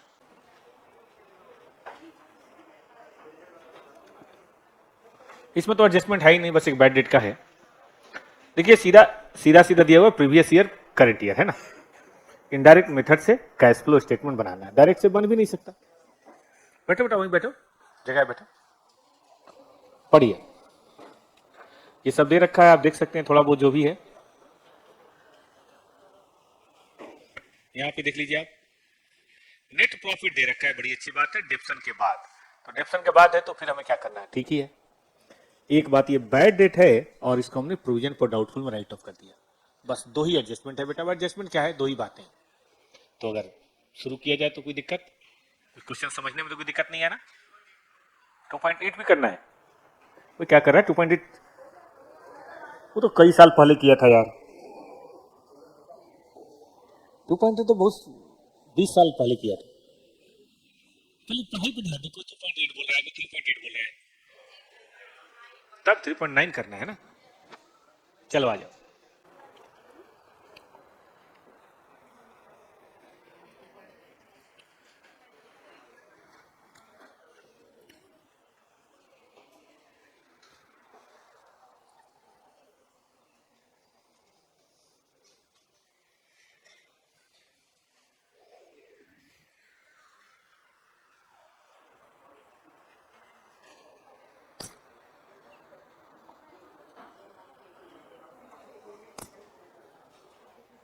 चलें बेटा आगे चलें।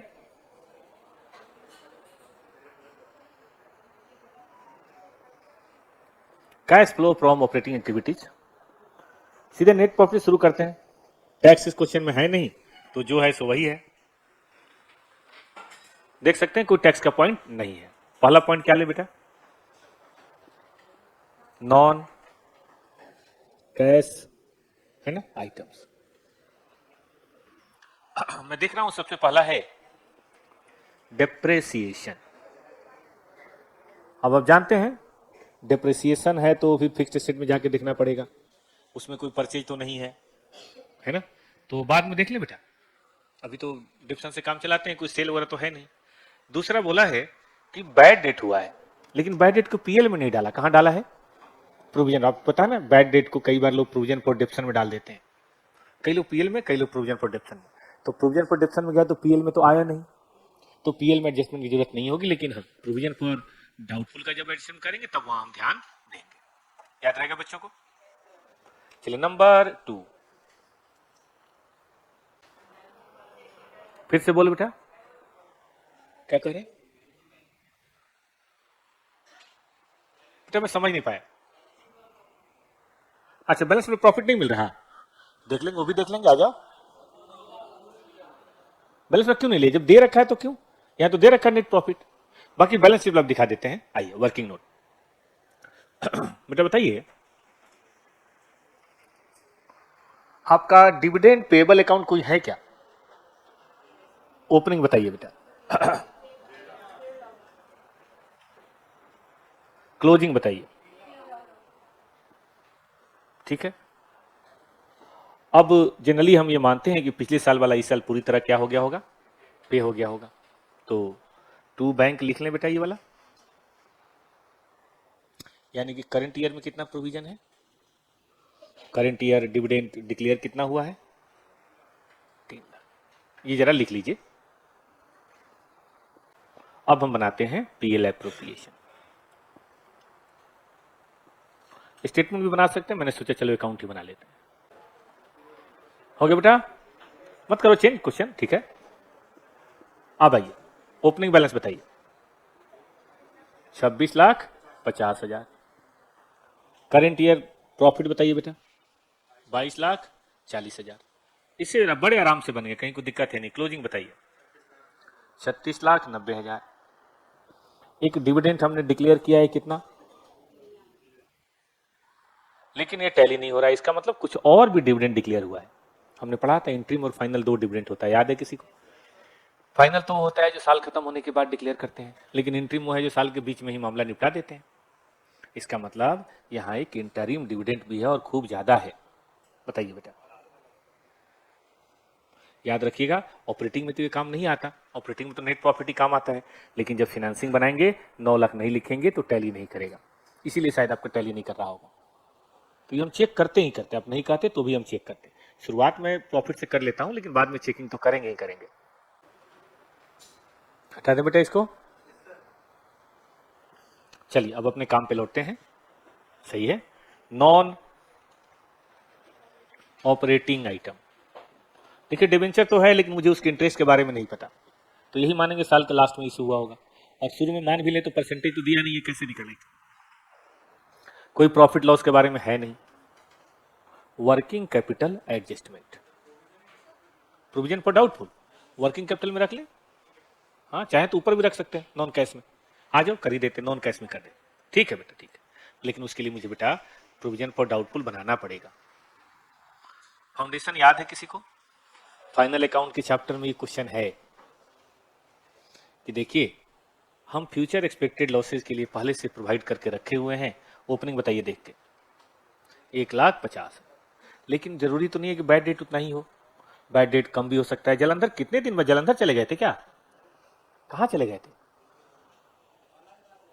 दिल्ली में, इसको बोलते हैं रईसी, ये रईसी है खानदानी, बहुत बढ़िया बेटा। बैड डेट कितना है देख के बताओ, 2,30, तो जरूरी तो नहीं कि जितना हम सोचे उतना ही बैड डेट हो। और लास्ट में हम देख रहे हैं 1,90, इसका मतलब है करंट ईयर में कितना बेटा पीएल में प्रोवाइड किया गया है, दो, और अब जानते हैं सारे प्रोविजन नॉन कैश होते हैं। प्रोविजन तो कैश हो ही नहीं सकता, प्रोविजन का पेमेंट कैश हो सकता है लेकिन प्रोविजन तो कैश हो नहीं सकता। इसका मतलब ये है non cash item. Increase decrease में भी दिखा देते तो भी चलता, लेकिन आपने कहा तो चलो वही दिखा देते। प्लीज बनाइए अकाउंट ये। हाँ भैया, क्या विचार हो गया? तो हम लिख लेते हैं प्रोविजन फॉर डाउटफुल 2,70,000। चलिए अब इंक्रीज डिक्रीज देखते हैं। नीचे तो और कोई एडजस्टमेंट में है नहीं। पीएल डिवेंचर छोड़ी, क्रेडिटर बताइए बेटा घटा कि बढ़ा? पैसा गया, बताइए बेटा कितना? जिन बच्चों ने घर पे एक दो क्वेश्चन भी किया उनका ये परमानेंट हो गया, इसमें कोई बड़ी बात है ही नहीं। क्रेडिटर कम होना मतलब पैसा दिया ही तो होगा। और बैंक लोन हालांकि करंट लिबिलिटी में दिया है तो चलो यही ले लेते हैं। बैंक लोन बढ़ा है, ऑल्दो बैंक लोन को हम फाइनेंसिंग एक्टिविटीज में रख सकते हैं, लेकिन चूंकि यहाँ करंट लिबिलिटी में दे दिया तो यही ले लो, शॉर्ट टर्म होगा। Increase in short term bank loan. Liability for expense ये घटा है, इसका मतलब क्या है? डिक्रीज इन, ले सकते हैं लेकिन वैसे रूल तो यही है कि फाइनेंसिंग में लेना चाहिए long term capital change, short term यही रहना चाहिए। शॉर्ट टर्म समझते हैं बेटा? वर्किंग कैपिटल के लिए कई बार ना बैंक को डी लिया, सीजन खत्म हुआ पे कर दिया, फिर सीजन में लिया खत्म हुआ पे कर दिया, ऐसे करते हैं। जैसे अब एसी के मैन्युफैक्चरर जो है या एसी के ट्रेडर जो है अब जनवरी में बैंक को डी लेंगे और जून में सारा चुका देंगे, उनका माल बिक जाता है। डिक्रीज इन बताइए लायबिलिटी कितना बेटा?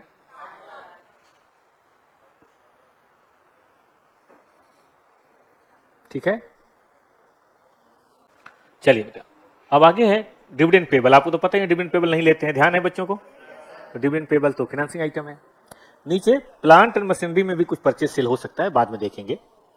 डेटर, डेटर में इंक्रीज डिक्रीज देखिए हुआ है, लेकिन सर ने एक बात कही थी कि जब भी कोई नॉन कैश आइटम हो तो पहले उसको ओपनिंग में एडजस्ट करने के बाद इंक्रीज डिक्रीज निकालना चाहिए। हम ये मानते हैं कि आपका क्लोजिंग डेटर है 28-30, लेकिन ओपनिंग डेटर बेटा 23-90 नहीं है। बैड डेट का दो असर होता है, एक तो प्रोविजन फॉर डाउटफुल में, और पहला असर डेटर में एंट्री तो की होगी बैड डेट टू डेटर। तो इसका मतलब ओपनिंग जो 23-90 था, अगर किसी को याद हो तो ये कॉन्सेप्ट सर ने लिखवाया था कि अगर ड्यूरिंग द ईयर कोई भी नॉन कैश एडजस्टमेंट हो करंट एसेट या लायबिलिटी में तो उसे ओपनिंग में एडजस्ट करके तब इंक्रीज डिक्रीज निकालना चाहिए। कितना बैड डेट कितना हुआ था बताइए बेटा? अब ये इसमें से माइनस कीजिए, तब जो इंक्रीज डिक्रीज आएगा वो लेना है। लगता है इसके चलते भी गलती हुई होगी बच्चों से, तो रूल याद रखना था ना कि whenever there is a non-cash adjustment in any current asset or current liability that has to be adjusted in opening balance sheet and then only increase decrease should be calculated। बोलिए बेटा 6,70,000। बाकी cash तो लेते नहीं है, marketable security जब मान लेंगे कैश इक्विवेलेंट के जैसा है। इन्वेंट्री बताइए बेटा इंक्रीज है, कितना इंक्रीज है? प्रीपेड एक्सपेंसिस बहुत ज्यादा है लेकिन डिक्रीज है। डिक्रीज को बेटा ऐड कर दें, मुझे लगता है इन्वेंट्री और प्रीपेड एक्सपेंस की फिगर ऊपर नीचे हो गई है, लेकिन छोड़ो हमें क्या। बोले कितना बेटा जी? 90। टैक्स है नहीं तो मुझे लगता है कि ऑपरेटिंग तो बन ही गया। शुरू से शुरू करें बेटा? चलो ये बताओ 4.5 लाख नॉन ऑपरेटिंग आइटम छोड़िए, ये बताएं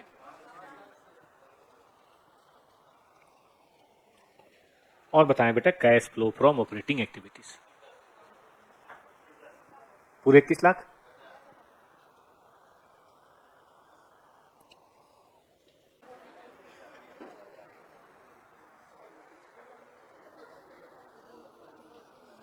हो गया भैया?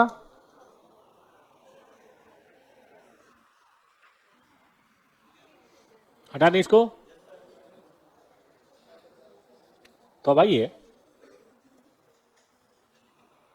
कैश फ्लो फ्रॉम इन्वेस्टिंग देखते हैं। इन्वेस्टिंग में बस एक प्लांट और मशीनरी है जिसमें कुछ उठापटक हो सकती है, सेल तो कोई है नहीं, कोई बताएगा परचेज ऑफ प्लांट और मशीनरी कितना है? देखिए ये प्रोविजन फॉर डिप्शन अलग से 81 आया है, तो अकाउंट टैली बनाने की जरूरत नहीं है। कोई सेल है नहीं, तो क्या जो बढ़ा है उसको परचेज मान लें? कितना अकाउंट बना सकते हैं, वैसे कुछ है नहीं उसमें। 13,40,000, 13,40,000 हो गया बेटा जी। Cash flow from financing activities, मैं देख रहा हूं कैपिटल जस्ट का तस है, लेकिन पीएल में डिविडेंड खूब बटा है। प्रीवियस ईयर डिविडेंड कितना बटा है बेटा? 1,50,000। और करंट ईयर कितना है? इंटरिम पेड वाला बताइएगा, प्रपोज वाला नहीं। 9 लाख। अब डिवेंचर भी इशू हुआ है क्योंकि बढ़ा है, कितना दोस्त? और क्रेडिटर तो हो ही गया, बैंक लोन हो ही गया, बाकी तो कुछ है नहीं। चलिए वो तो वहां कैश और कैश इक्विवेलेंट में नहीं ले लेंगे, कैश और कैश इक्विवेलेंट में मानते हुए कि वो कैश इक्विवेलेंट है। बताइए कितना हो गया? 6 लाख नहीं बेटा, 1.5 लाख आएगा। चलिए नेट करिए बेटा,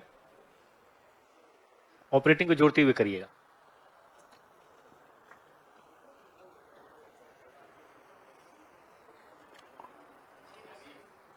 छह लाख और इसको जोड़िए तो ऑपरेटिंग को जोड़ते हुए। Cash and marketable security opening है 15,20 प्लस 11,80, कोई बताए बेटा? और क्लोजिंग है 18,20 और 15 लाख, बोलिए तो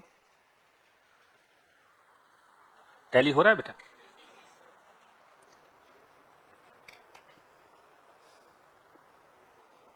तो ये भी क्वेश्चन मेन बैड डेट वाला पॉइंट ध्यान दीजिएगा और डिविडेंड वाला, दो ही तो पॉइंट था इसमें। सर बैलेंस शीट में written by adjustment then why we should again adjust bad debt from trade receivable. ध्यान दो बेटा जी, आपने ट्रेड रिसीवेबल जो बैलेंस शीट में दिया है ना, वो बैड डेट के बाद है। इसका मतलब ट्रेड रिसीवेबल में एक नॉन कैश एडजस्टमेंट है रवि, और जब भी नॉन कैश एडजस्टमेंट होता है तो इंक्रीज डिक्रीज निकालते समय हम उसको ओपनिंग में पहले एडजस्ट कर लेते हैं, उतना चेंज तो कैश में नहीं है ना, बैड डेट वाला तो अभी चेंज कैश में नहीं है ना, इसीलिए हमें ऐसा करना होता है। आप खुद ही कह रहे हैं कि नॉन कैश है तो उसको तो अलग करना पड़ेगा ताकि कैश वाला एडजस्टमेंट निकल सके। ठीक है रवि, बैंक लोन को फाइनेंसिंग में ले सकते हैं, लेकिन करंट लायबिलिटी में दिया है तो कैसे ले लें, क्योंकि फाइनेंसिंग के नॉर्म्स को पूरा नहीं कर रहा ना, फाइनेंसिंग में लॉन्ग टर्म लिया जाता है।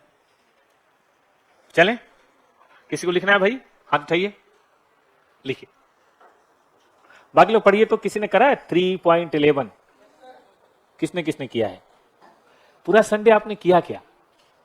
हाँ, पलक क्या किया पूरे संडे? घर के काम, झाड़ू पोछा है ना, छत बहारना, यही सब पापन लगा रखा था। इतना तो नहीं, तुम फेंक रहे हो ज्यादा। अरे तो फिर तो कोई काम भी नहीं है, फिर क्या काम है?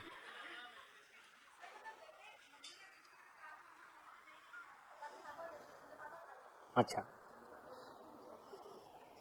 कितना है मासूम कंधों पे, कितनी जिम्मेदारी है, पूरे जमाने का बोझ है, परिवार का बोझ है। वैसे घर के काम जब भी कोई कहे तो ऐसे करो कि दोबारा लोग बोलेंगे बेटा तुम तो रहने ही दो। ठीक है कि नहीं? जब भी कोई घर का काम दे तो उसको इस तरीके से करो कि घर वाले खुद ही बोलेंगे बेटा तुम तो रहने ही दो, ठीक है, हो जाएगा, काम हो जाएगा।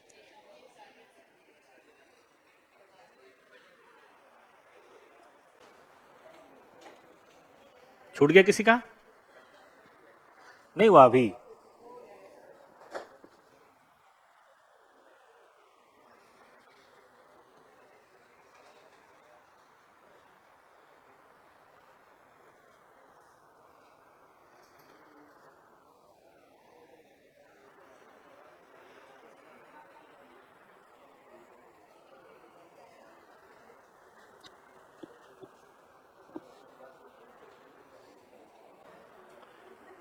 चलिए रवि एक बार फिर बताता हूं। जब कभी कोई नॉन कैश एडजस्टमेंट हो तो सबसे पहला काम हमें ये करना होता है